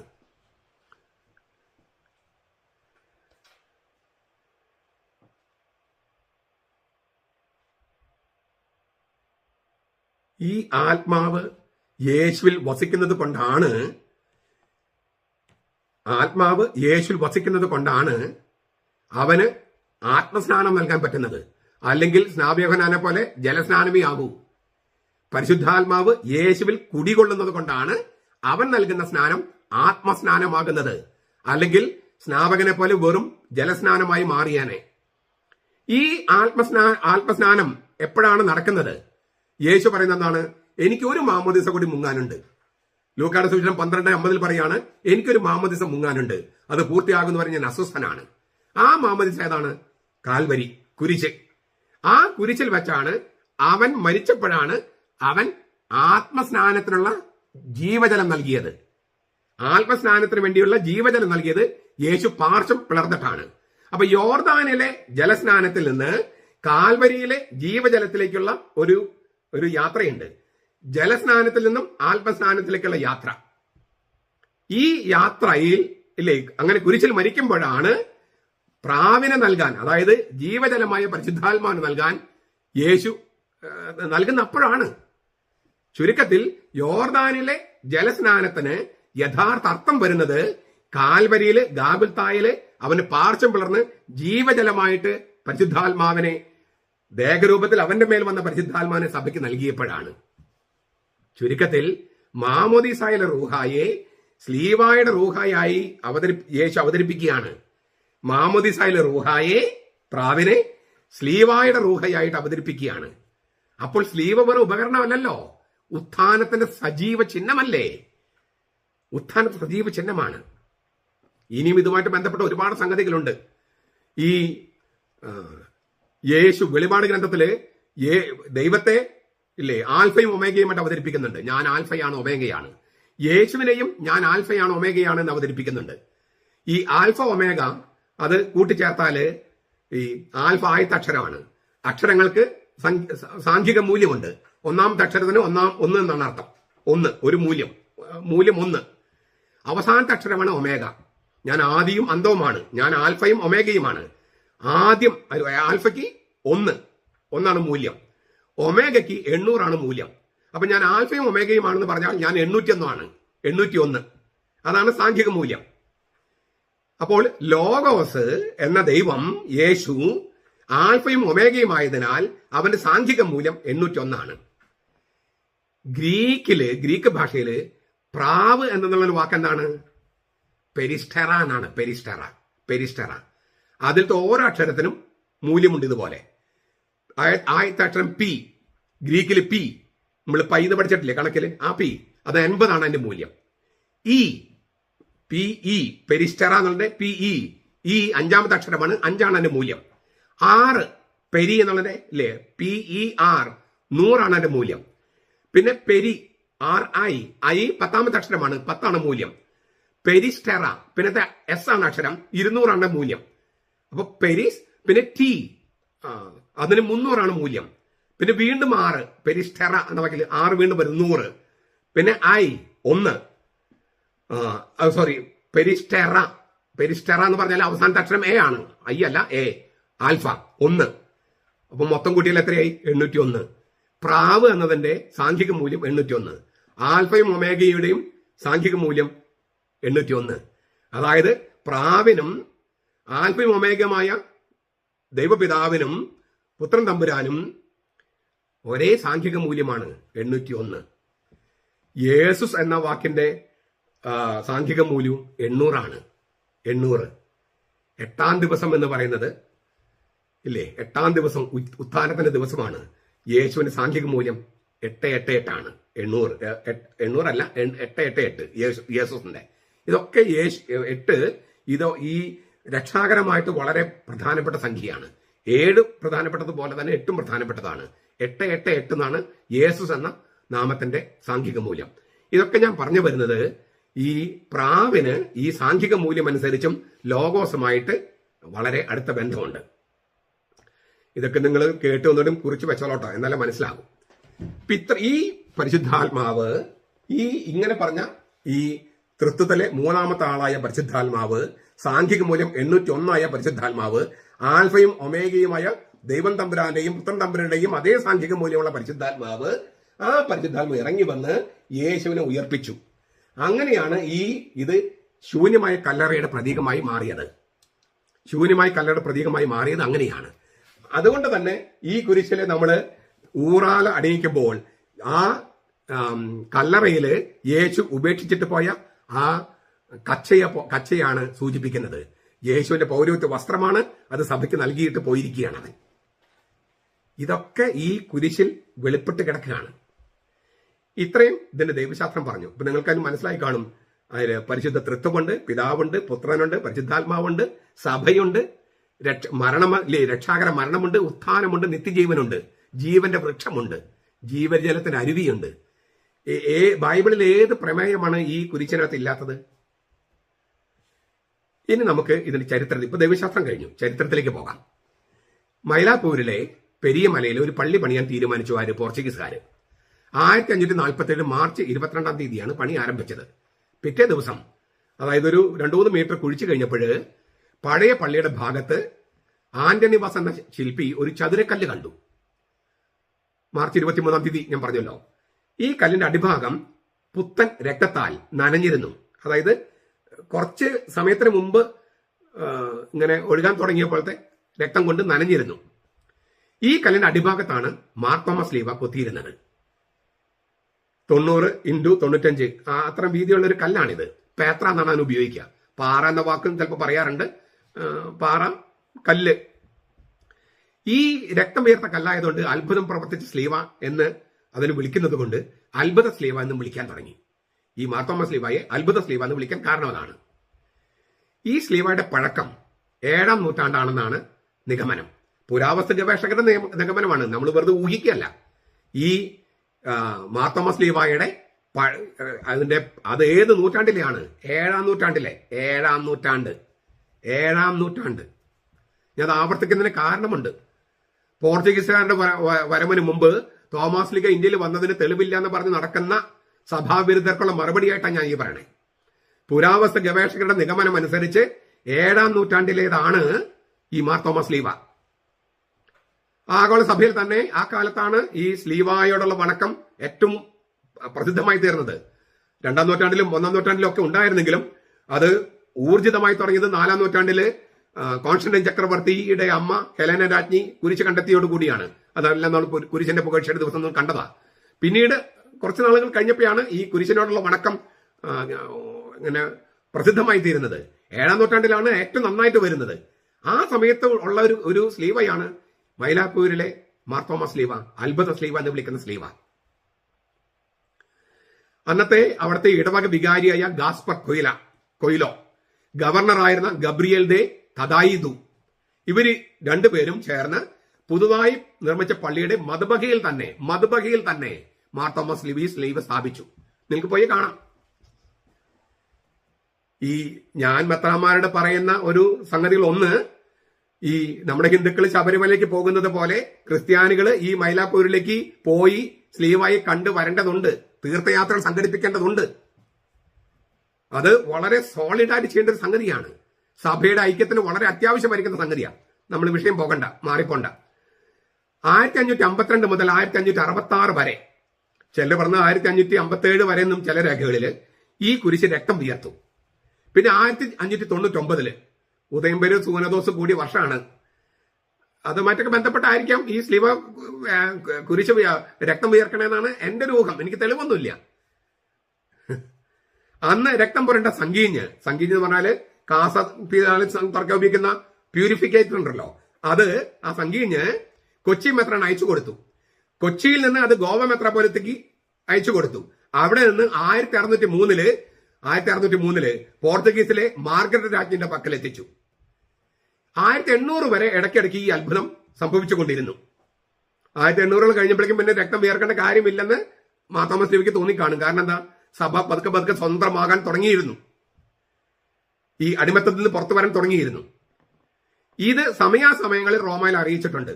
അങ്ങനെയാണ് റോമ ഈ അത്ഭുതത്തെ അംഗീകരിക്കുന്നതും ഈ തിരുനാൾ ഡിസംബർ 18 തിരുനാൾ ആഘോഷിക്കാനായിട്ട് റോമ അംഗീകരിച്ചതും. റോമയെ ഈ നമ്മളൊരു അത്ഭുതമായിട്ട് ഇപ്പൊ നമ്മൾ ധ്യാന കേന്ദ്രങ്ങളൊക്കെ അത്ഭുതം നടക്കുന്നുണ്ട്, അത് റോമിൽ പ്രഖ്യാപിക്കണമെങ്കിൽ ഇപ്പൊ ലൂർദിലെ അത്ഭുതങ്ങള് പലതും അംഗീകരിച്ചിട്ടില്ല. അംഗീകരിക്കണമെങ്കിൽ അയച്ചു കൊടുക്കുകയും അതിന് സ്ഥിരീകരണം വേണം. ഇത് സ്ഥിരീകരണമുള്ളത് കൊണ്ടാണ്, സമയാസമയങ്ങൾ അറിയിച്ചത് കൊണ്ടാണ് ഡിസംബർ 18 ഈ തിരുനാൾ ആഘോഷിക്കാനായിട്ട് റോം അനുവദിച്ചത്.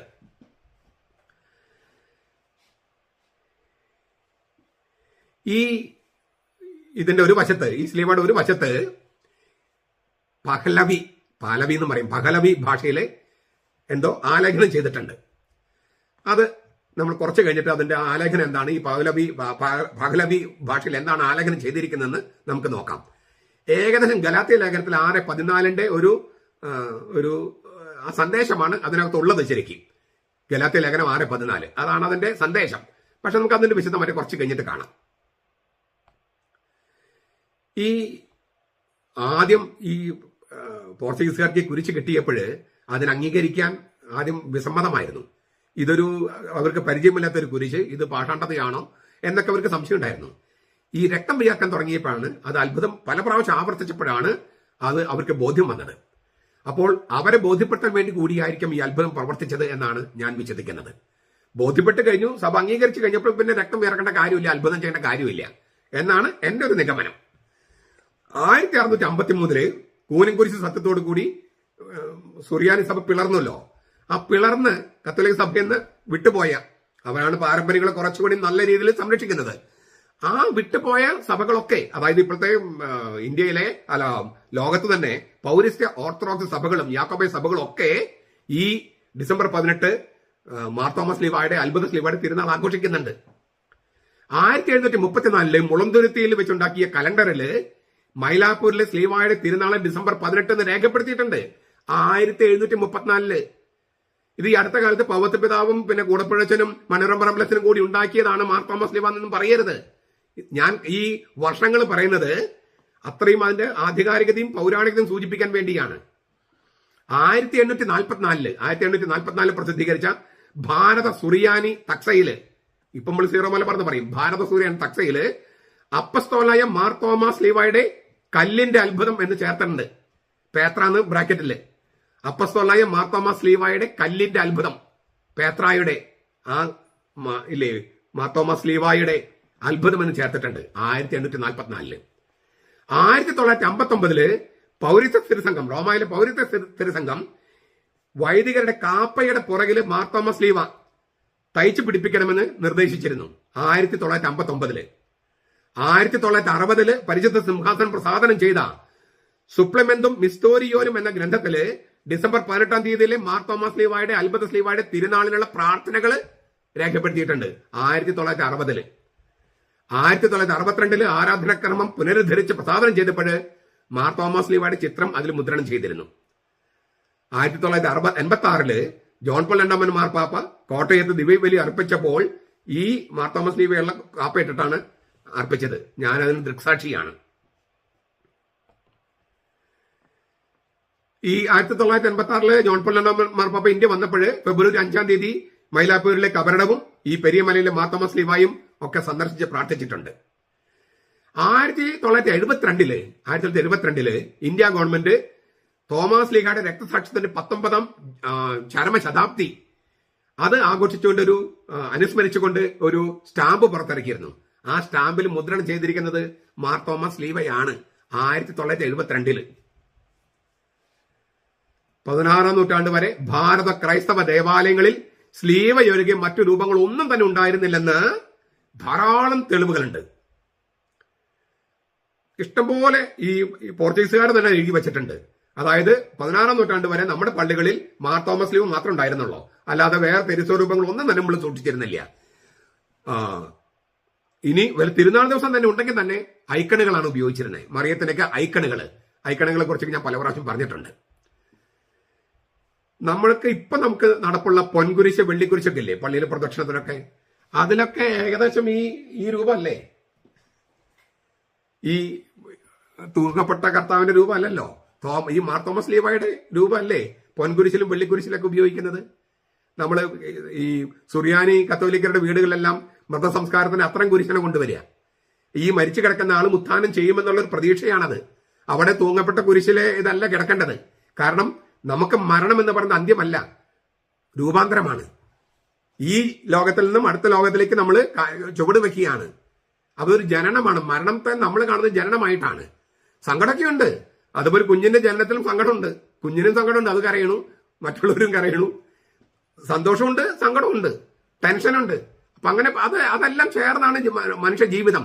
ഓരോ രഹസ്യത്തിലും രണ്ടുമുണ്ട്, സന്തോഷവും ഉണ്ട്, ദുഃഖമുണ്ട്. അങ്ങനെയാണ് ചേർത്ത് വെച്ചിരിക്കുന്നത്. ചുരുക്കത്തില് ഈ പൊൻകുരിശ് വെള്ളിക്കുരിശ് അതെല്ലാം ഈ മാർ തോമസ് ലീവായുടെ ആ പ്രതീകം അല്ലേ പലതരത്തിൽ അവതരിപ്പിച്ചിരിക്കുകയാണ്. പണ്ട് സ്ലീവായുടെ ഉപയോഗം 3 തരത്തിലുണ്ടായിരുന്നേ. ഈ പുരുഷന്മാര് കുടുമി ഉണ്ടായിരുന്നല്ലോ, ഈ കുടുമിയിൽ ഒരു ചെറിയ കുരിശ് വെക്കുന്നു പുരുഷന്മാര്. സ്ത്രീകള് അവരുടെ മാലയില് ഈ കുരിശ്, അത് വെള്ളി കൊണ്ടും ഓക്കെ, പുരുഷന്മാര് തടി കൊണ്ടുള്ള കുരിശാണ്, അവർക്ക് സ്വർണം വലിയ താല്പര്യമില്ല, കള്ളാണ് അവർക്ക് താല്പര്യം. തടി കൊണ്ടുള്ള കുരിശാണ് കുടുമയിൽ വെക്കുക.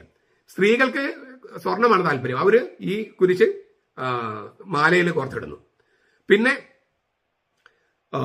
പള്ളിയുടെ നേരെ മുമ്പിലായി കുരിശടി, ആ കുരിശടിയിൽ ഉണ്ടായിരുന്നത് മാർ തോമസ് ലീവ കുരിശാണ്. ഈ മാനിക്കയം കുരിശ് എന്ന് പറഞ്ഞിട്ട് കളിയാക്കുന്ന എറണാകുളത്ത് എത്രയോ പള്ളികളിലാണ് ഈ കുരിശടിയിൽ മാർ തോമസ് കുരിശല്ലേ വെച്ചിരിക്കുന്നത്. ഇരിങ്ങാലക്കുട രൂപതയിൽ പല പള്ളികളും പഴയ പള്ളികളൊക്കെ പോയി നോക്കി, അതിന് മുമ്പിലുള്ളത് മാർ തോമസ് കുരിശന്റെ രൂപത്തിലല്ലേ വെച്ചിരിക്കുന്നത്. അങ്ങനെയല്ലേ കുരിശ് സ്ഥാപിച്ചിരിക്കുന്നത്. അത് ഇപ്പൊ ഈ അടുത്ത കാലത്ത് സ്ഥാപിച്ചതൊന്നല്ലല്ലോ, 14, 15, 16 നൂറ്റാണ്ടുകളിലൊക്കെ ഉള്ളതല്ലേ. മൂന്നാമത്തത് ഈ മധുബഹയില് മാർ തോമസ് ലീവ മാത്രമേ ഉണ്ടായിരുന്നുള്ളൂ. അത് വളരെ ഭംഗിയായിട്ട് അവതരിപ്പിച്ചിരുന്നു. ഞാൻ നേരത്തെ പറഞ്ഞ എല്ലാ ദൈവശാസ്ത്രവും ചേർത്ത് വെച്ചുകൊണ്ട് അവതരിപ്പിച്ചിരുന്നു. ഇങ്ങനെയാണ് സ്ലീവായോടുള്ള വണക്കം. പിന്നെ നമുക്കറിയാം റാസകുർബാനയിൽ സ്ലീവം മുത്തിക്കലും അങ്ങനെ പല കാര്യങ്ങളുണ്ട്. ഞാൻ നേരത്തെ പറഞ്ഞല്ലോ, മിഷണറിമാരുടെയും സഞ്ചാരികളുടെ ഒക്കെ വിവരണങ്ങൾ നമുക്കറിയാം. നമ്മുടെ സഭയിൽ ഈ മാർ തോമസ് ലീവയുടെ അത് മാത്രമേ ഉണ്ടായിരുന്നുള്ളൂ.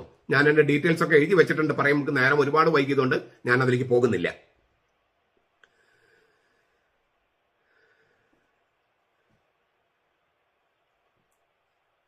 കാശ്മീരിലെ ലഡാക്കിൽ നിന്ന് 8-ാം നൂറ്റാണ്ടില് ഉള്ള ഒരു മാർ തോമസ് ലീവ കണ്ടെടുത്തിട്ടുണ്ട്. MST വൈദികരാണ് അത് കണ്ടെടുത്തത്. ഗോവയിലെ ആർക്കിയോളജിക്കൽ സർവേ ഓഫ് ഇന്ത്യ മ്യൂസിയത്തിൽ സൂക്ഷിച്ചിരിക്കുന്ന, അതായത് മാർ തോമസ് ലീവ രക്തസാക്ഷിത്വം വരിച്ച കുന്തത്തിന്റെ മുന സൂക്ഷിച്ചു വെക്കാൻ ഉപയോഗിച്ചിരുന്ന കൽത്തൂണില് സ്ലീവ കൊത്തിവെച്ചിട്ടുണ്ട്. ചങ്ങനാശ്ശേരി മെത്രാപ്പൊളിത്തൻ പള്ളി അങ്കണത്തിലെ പഴയ പള്ളിയിൽ 14-ാം നൂറ്റാണ്ടിലെ സ്ലീവ കാണാൻ സാധിക്കും. പുരാതന നസ്രാണികളുടെ ഭവനങ്ങളിലും ഇത്തരം സ്ലീവകൾ കാണാം. ചുരുക്കത്തില് ഒരുപാട് പ്രാചീനമായിട്ടുള്ള സംഗതിയാണിത്. സ്വാഭാവികമായിട്ടും നമുക്കൊരു ചോദ്യം ഇവിടെ ഉണ്ടാകാം. എന്താണ് ചോദ്യം? എന്തുകൊണ്ടാണ് പിന്നെ ചിലര് ഇത് മാനിക്കയൻ കുരിശാണ്, പാഷാണ്ഡത പഠിപ്പിക്കുന്ന കുരിശാണ് എന്ന് ആരോപിക്കുന്നത്?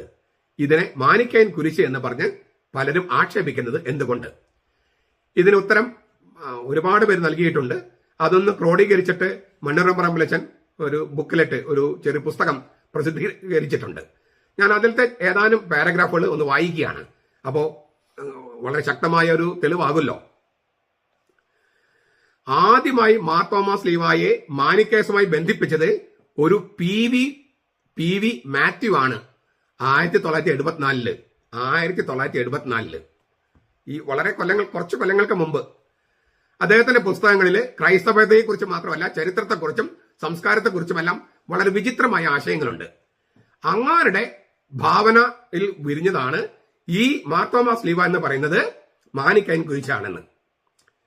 അദ്ദേഹം ഈ PV മാത്യു അങ്ങനെ 74-ലും 77-ലൊക്കെ ഇങ്ങനെ അവതരിപ്പിച്ചു. ആ ചുവട് പിടിച്ച് PK മാത്യു മറ്റൊരു മാത്യു, PK മാത്യു, ഏറ്റുമാനൂരുള്ള മാത്യു 1991 മെയ് മാസത്തെ അസീസി മാസികയിലൂടെ ഈ മാർത്തോമാ സ്ലീവ മാനിക്കൈൻ കുരിശാണ് എന്നത് പ്രചരിപ്പിക്കാനായിട്ട് ശ്രമിച്ചു. അതിനൊരു കാരണമുണ്ട്. 1988 അതിനൊരു വർഷം മുമ്പ് ഈ അതിരമ്പുഴ പള്ളിയുടെ കാര്യം പറയാൻ പോണേ, അവിടെ ഞാൻ വേലപാഠം പഠിപ്പിച്ചിരുന്നു. 1988 ഏപ്രിൽ മാസം 21 അതിരമ്പുഴ പള്ളിയിലെ മധുബകയിൽ നിന്ന് ക്രൂശിത രൂപം മാറ്റി മാർത്തോമാ സ്ലീവ പ്രതിഷ്ഠിച്ചു. 1963 ക്രൂശിത രൂപം വെച്ചത്. അതൊരു മാർത്തോമാ സ്ലീവയായിരുന്നു. 1963 ഇത് വെച്ചെന്നുള്ളത് തെളിവൊക്കെ ഉണ്ട്. അപ്പൊ അത് മാറ്റി 1988 കുരിശുരൂപം മാറ്റി മാർത്തോമാ സ്ലീവ നമ്മുടെ പാരമ്പര്യം അനുസരിച്ച് മാർത്തോമാ സ്ലീവ സ്ഥാപിച്ചു. അപ്പൊ അതിനെതിരെ ഒരു മുന്നേറ്റം ഉണ്ടാക്കാൻ വേണ്ടിയാണ് ഈ PK മാത്യു ഇത് മാനിക്കൈൻ കുരിശാണ് എന്നെല്ലാം പറഞ്ഞിട്ട് 1991 അതായത് 88 കുരിശ് സ്ഥാപിച്ചു. അപ്പോ 91 പ്രതികരിക്കുന്നത് ഇല്ലേ? കോട്ടയത്ത് വെച്ച് അടി കിട്ടി എറണാകുളത്ത് വന്നപ്പോഴാണ് വേദനിച്ചെന്നുള്ള മട്ടിലാണ്. അത് 2 കൊല്ലം കഴിഞ്ഞിട്ടാണ്. അപ്പൊ എന്ന് വെച്ചാൽ വളരെ ഗൂഢാലോചന നടത്തിയിട്ടാണ് ഇത് മാനിക്കൈൻ കുരിശാണ് എന്ന തരത്തിൽ അവതരിപ്പിക്കാൻ തുടങ്ങിയത്. ഇത് മാനിക്കൈൻ കുരിശാണ് എന്ന് പറയുന്നവര് ഉന്നയിക്കുന്ന ആരോപണങ്ങൾ നമുക്കൊന്ന് കാണാം. ഒന്ന്, 3-ാം നൂറ്റാണ്ടില് റൂഹാദ് കൂദാച്ച് തമ്പുരാന്റെ മനുഷ്യാവതാരമാണ് താൻ എന്ന് മാനി എന്നൊരാൾ അവകാശപ്പെട്ടിരുന്നു. മാനി അയാൾ സ്ഥാപിച്ച മതത്തെയാണ് ഈ മാനിക്കൈൻ മതം എന്ന് പറയണേ. ഈ പുതിയ മതസ്ഥര് തങ്ങളുടെ ദേവാലയങ്ങളിൽ വിശ്വാസികളുടെ വണക്ക വസ്തുവായി പ്രത്യേക പ്രതീകങ്ങളോട് കൂടിയ ഒരുതരം കുരിശ് പ്രതിഷ്ഠിക്കുകയുണ്ടായി. അവര് പറയുന്ന ന്യായമാണ് കേട്ടോ ഞാൻ പറയണേ. ആ കുരിശിന്റെ തനി പകർപ്പാണ് ഈയിടെ മാർത്തോമാ കുരിശ് എന്ന പേരിൽ നമ്മുടെ ദേവാലയ സ്ഥാനം പിടിച്ചിരിക്കുന്ന പേർഷ്യൻ കുരിശ്. അസീസി മാസികയില് മെയ് 1991 PK മാത്യു പേജ് 24. കുരിശിനടിയിലായി കാണിച്ചിരിക്കുന്ന താമരപ്പൂവല്ല, നന്മയുടെ ലോകങ്ങളിലേക്ക് തിന്മയുടെ ആകർഷകത്തെ കടത്തിവിടാതിരിക്കാൻ മാനി നിർമ്മിച്ച സംരക്ഷണ വലയങ്ങളുടെ പ്രതീകമാണ്. ഇതേ പുസ്തകത്തിൽ ഇതേ പേജില്. കുരിശിന്റെ മുകളിൽ പ്രാവ് സാക്ഷാൽ മാനി തന്നെയാണ്, പരിശുദ്ധാത്മാവല്ല. ഇതിനെല്ലാം സാധൂകരിക്കുന്നതാണ് ഇതിന് ചുറ്റുമുള്ള ഈ പാഹ്ലവി ലിഖിതങ്ങളുടെ വ്യാഖ്യാനം. ഈ മാത്യു നൽകുന്ന വ്യാഖ്യാനം ഇതാണ്. ഈ 3 കാരണങ്ങൾ പറഞ്ഞിട്ടാണ് ഇത് മാർത്തോമാ സ്ലീവയല്ല മാനിക്കൈൻ കുരിശാണ് എന്ന് PK മാത്യു ഇങ്ങനെ അവതരിപ്പിക്കാൻ തുടങ്ങിയത്. അത് കേട്ട പാടെ കേൾക്കാത്ത പാടെ കുറെ പേര് അത് ശരിയാണെന്ന മട്ടിൽ അങ്ങ് തുടങ്ങി. ഈ തെക്കൻ ബാബിലോണിയയില് ഇപ്പോഴത്തെ ഇറാഖ് ക്രിസ്തുവർഷം 216 ഏപ്രിൽ 14 ഈ പറഞ്ഞ മാനി ജനിച്ചത്. കുബ്രിക്കസ് എന്നായിരുന്നു അദ്ദേഹത്തിന്റെ ശരിക്കുള്ള പേര്. വെളിപാടുകളെ തുടർന്ന് മാനി എന്ന പേര് സ്വീകരിച്ച് തന്റെ മതസംഹിതർ പ്രചാരണം ആരംഭിച്ചു. സ്വരവാർഷിക മതത്തിൽ നിന്നും മറ്റും പല എതിർപ്പുകളും നേരിടേണ്ടി വന്നു. ഒരുപാട് യാത്രകൾ നടത്തി. അങ്ങനെയാണ് ഈ മാനിക്കേയൻ. തീർച്ചയായിട്ടും അദ്ദേഹം ക്രിസ്തു മതത്തിൽ നിന്നും ധാരാളം പ്രതീകങ്ങൾ സ്വീകരിച്ചു. പക്ഷേ ക്രിസ്തുമതത്തിന്റെ ഒരു വകുപ്പോ ഇപ്പൊ നമ്മുടെ ഈ പെന്തക്കോസ്തകാര് യഹോവ സാക്ഷികൾ എന്ന് പറയുന്നത് പോലെയുള്ള ഒരു പാട്ടാണ്ട വിഭാഗം പോലും ആയിരുന്നില്ല മാനിക്കേയൻ. ചില പ്രതീകങ്ങൾ ഉപയോഗിച്ചു എന്നല്ലാതെ അതൊരു പുതിയ മതമായിരുന്നു. പുതിയ മതം. ആ പുതിയ മതം അനുസരിച്ച് മാനിയാണ് പാരക്ലേത്ത. ഇപ്പൊ ചില മുസ്ലിം സഹോദരന്മാര് മുഹമ്മദാണ് പാരക്ലേത്ത എന്ന് പറഞ്ഞ് നടക്കുന്നില്ലേ? അതുപോലെ മാനി പറഞ്ഞു മാനിയാണ് പാരക്ലേത്ത. ആ പാരക്ലേത്തയുടെ അവതാരമാണ് ഞാൻ എന്നുള്ളതാണ് മാനിയുടെ മതം. അത് ഒരു പുതിയ മതമാണ്. ക്രിസ്തുമതത്തിന്റെ ഒരു ഉപവിഭാഗം പോലുമല്ല, ഒരു പാഷാണ്ഡ വിഭാഗം പോലുമല്ല, അത് ഒരു സെക്ട് പോലുമല്ല, ഒരു പുതിയ മതമാണ്. നിങ്ങൾക്ക് ഇതേക്കുറിച്ച് എൻസൈക്ലോപീഡിയ ബ്രിട്ടാനിക്കൊക്കെ വായിച്ചു നോക്കാം. ഗ്നോസ്റ്റിസിസം എന്ന് പറയുന്ന ജ്ഞാനവാദത്തിന്റെ ചുവട് പിടിച്ചിട്ടുള്ള ഒരു പുതിയ മതമാണ്.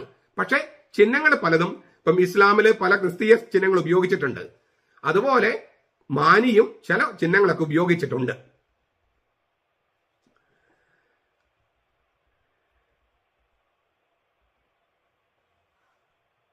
ഈ മാർത്തോമാ സ്ലീവായും മാനിക്കൈന്റെ മതവും തമ്മിൽ എന്തെങ്കിലും ബന്ധമുണ്ടോ? അതാണ് നമുക്ക് ചർച്ച ചെയ്യണം. ഈ PK മാത്യു ആരോപിച്ചതുപോലെയും PK മാത്യുവിന്റെ ആരോപണം അപ്പാടെ അല്ലേ തൊണ്ട തൊടാതെ വിഴുങ്ങിയ കുറെ പേരുണ്ട്.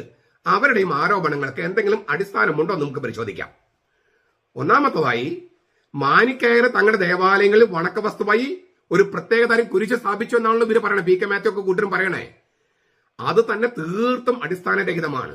കാരണം കുരിശെന്നല്ല, ഒരു തരത്തിലുള്ള പ്രതീകങ്ങളും അവർ ആരാധനയ്ക്ക് ഉപയോഗിക്കാൻ അവർ സമ്മതിച്ചിരുന്നില്ല. ഏതാണ് നമ്മുടെ പെന്തക്കോസ്ത യഹോവസാക്ഷികളെ പോലെയാ. അതെല്ലാം വിഗ്രഹാരാധനയായിട്ടാണ് മാനി കണ്ടിരുന്നത്. അതുകൊണ്ട് കുരിശനല്ല ഒരു പ്രതീകങ്ങളും അവർ ആരാധനയ്ക്കാൻ ഉപയോഗിച്ചിരുന്നില്ല. ഒന്നാമത്തെ കാര്യം. അപ്പൊ ഈ പി കെ മാത്യു പറഞ്ഞ കാര്യം അത് ഇല്ലേ, അവരുപയോഗിച്ചിരുന്നത് വെറും ഭാവന സൃഷ്ടിയാണ്.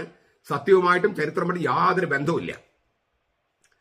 2, ഈ മാനിക്കയൻ കുരിശ് സിദ്ധാന്തം പി കെ മാത്യു പറഞ്ഞ ഇല്ലേ, അദ്ദേഹം പറഞ്ഞത് ഈ മാനിയാണ് കുരിശ് സ്ഥാപിച്ച് അതിന്റെ വണക്കം തുടങ്ങിയെന്നാണ്. എന്തൊരു വിഡ്ഢിത്ത അത്. നമ്മൾ പറഞ്ഞു കഴിഞ്ഞതാണ് ഇല്ലേ, യഹൂദന്മാർ തന്നെ കുരിശ് ഉപയോഗിച്ചിരുന്നു. 2-ാം നൂറ്റാണ്ടിൽ ഇറാഖിലൊക്കെ ഈ കുരിശിന്റെ ഇതുണ്ടായിരുന്നു. പിന്നെ പക്ഷെ സഭയിൽ ഔദ്യോഗികമായിട്ട് വണക്കം തുടങ്ങുന്ന 4-ാം നൂറ്റാണ്ടിൽ ഈ ഹെലന രാജ്ഞി കുരിശ് കണ്ടെടുത്തതുമായിട്ട് ബന്ധപ്പെട്ട. അതുകൊണ്ട് തന്നെ ഈ പി കെ മാത്യു പറയുന്ന കാര്യങ്ങൾക്ക് യാതൊരു ചരിത്രപരമായ അടിസ്ഥാനമില്ല. ഇനി ഏറ്റവും പ്രധാനപ്പെട്ട സംഗതി എന്ന് പറയുന്നത് ഈ കുരിശിന് താഴെ ഉള്ളത് താമരയുടെ ഇലകളല്ല, ഈ നന്മയുടെ ലോകം തിന്മയുടെ ലോകം. അത് തമ്മിൽ ഇല്ലേ അതാണ് ഈ ജ്ഞാനവാദം. ജ്ഞാനവാദം പറയുന്നത് നന്മയും തിന്മയിൽ സംഘർഷം മാത്രമാണ്. ആ 2 ലോകങ്ങൾ, തിന്മയുടെ ലോകം നന്മയുടെ ലോകം, അതിന് പ്രതിദാനം ചെയ്യുന്നതാണ് ഈ താമരയുടെ ഇതളുകൾ എന്നാണ് ഈ പി കെ മാത്യുവിന്റെ ഭാഷ്യം. അത് തന്നെ തെറ്റ്. ഞാൻ നേരത്തെ പറഞ്ഞു, ഇതിന്റെ ഈ ഏദൻ തോട്ടത്തിന്റെ കഥയെല്ലാം പറഞ്ഞു. അതിലേക്ക് ഒരല്പം സാംസ്കാരിക പൈതൃകം കൂടി നമുക്ക് കൊണ്ടുവരാനുണ്ട്. തോമസ് ലീഗ കേരളത്തിൽ വന്നപ്പോൾ അന്ന് പലരും വിചാരിക്കുന്ന പോലെ ഹിന്ദുക്കള് കേരളത്തിലില്ല. ഹിന്ദുക്കൾ കേരളത്തിൽ വരുന്നത് AD 400-ലാണ്. നിങ്ങൾ കേരള സാഹിത്യ അക്കാദമിയുടെ MT വാസുദേവൻ നായർ അധ്യക്ഷനായിരിക്കുമ്പോൾ ഇറക്കിയ ഈ കേരള സാഹിത്യ അക്കാദമിയുടെ ഡയറി ഉണ്ട്, അതിന്റെ ചരിത്രമുണ്ട്, കേരള ചരിത്രമുണ്ട്, നിങ്ങൾ വായിച്ചു നോക്കിയോളൂ. അവിടെ കേരളത്തില് ഹിന്ദുക്കളില്ലായിരുന്നു. പിന്നെ ഉണ്ടായിരുന്നത് ബുദ്ധമതക്കാര്, ജൈനമതക്കാര്, ദ്രാവിഡ മതക്കാര്, യഹൂദന്മാര്.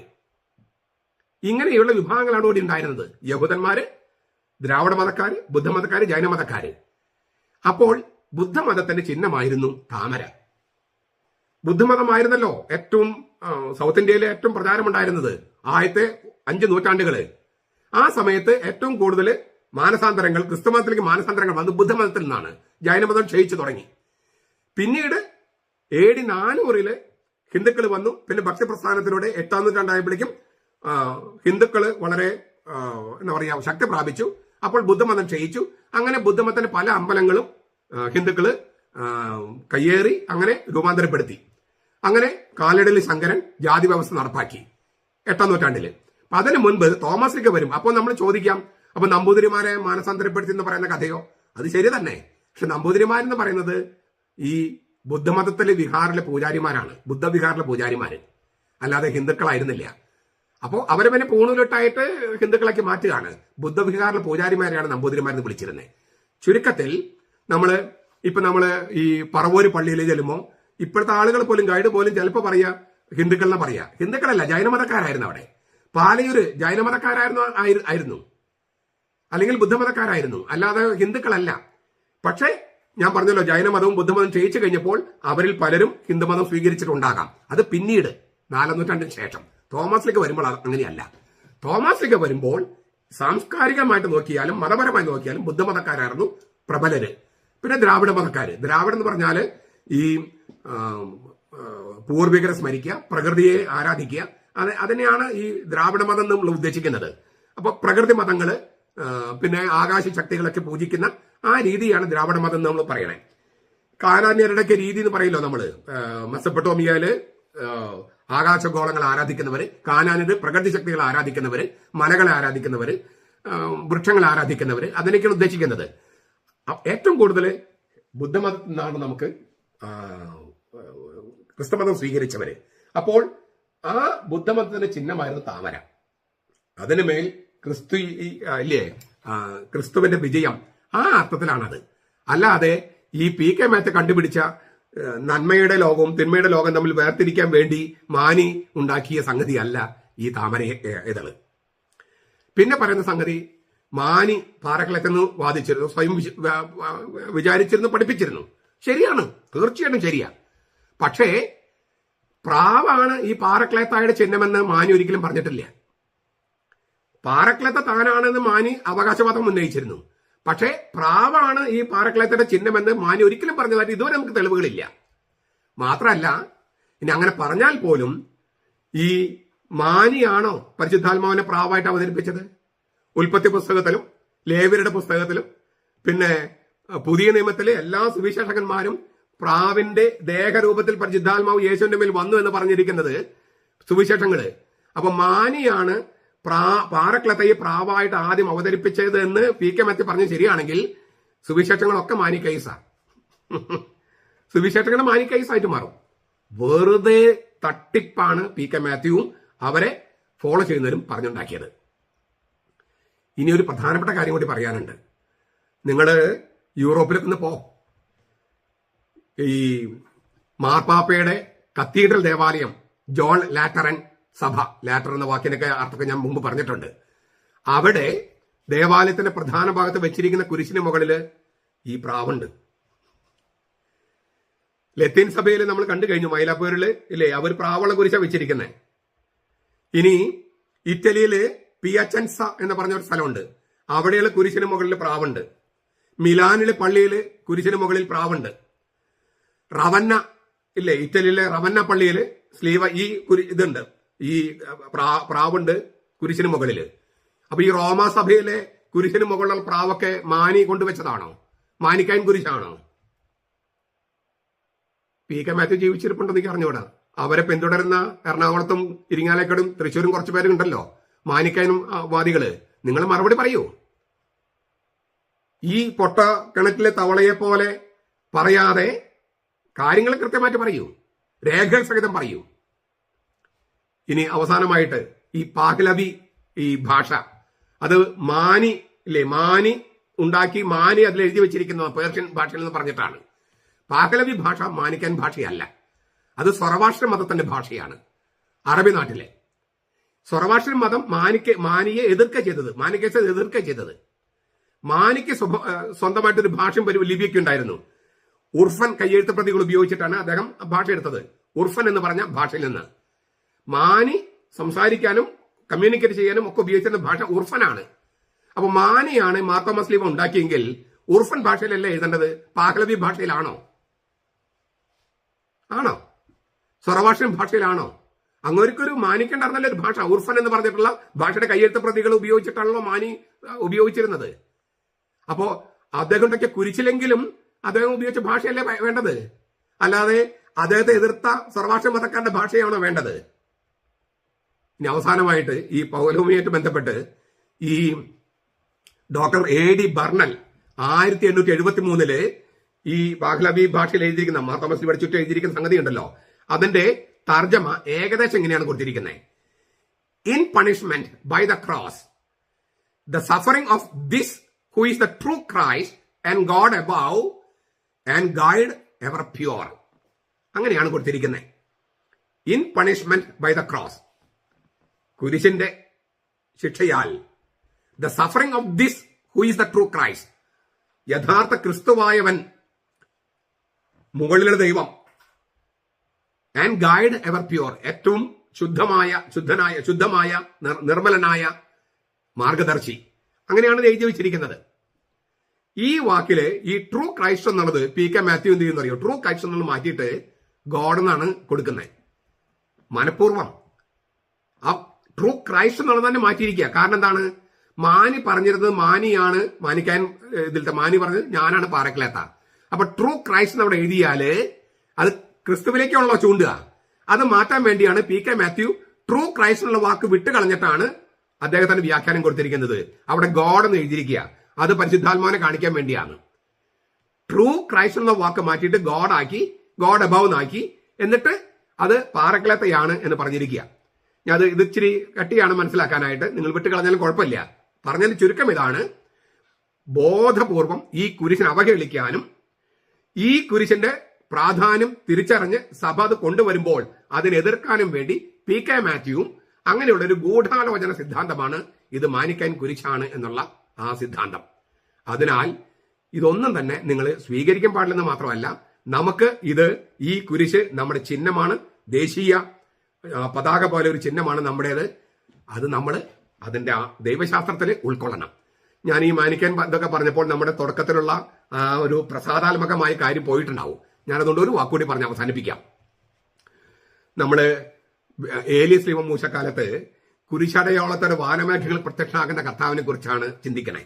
കുരിശടയാളത്തോടെ വാനമേഘങ്ങളിൽ പ്രത്യക്ഷനാകുന്ന കർത്താവ്, അത് ലിറ്റർജിയിലെ ഒരു ഭാഷയാണ്. തിരുവുത്ഥാനത്തിലൂടെ മഹത്വീകരിക്കേണ്ട മിശിഹായുടെ സാന്നിധ്യമാണ് ഈ വിശുദ്ധ സ്ലീവ. അതുകൊണ്ട് തന്നെ നമ്മുടെ റാസകുർബാനയിൽ സ്ലീവ ചുംബനമുണ്ട്.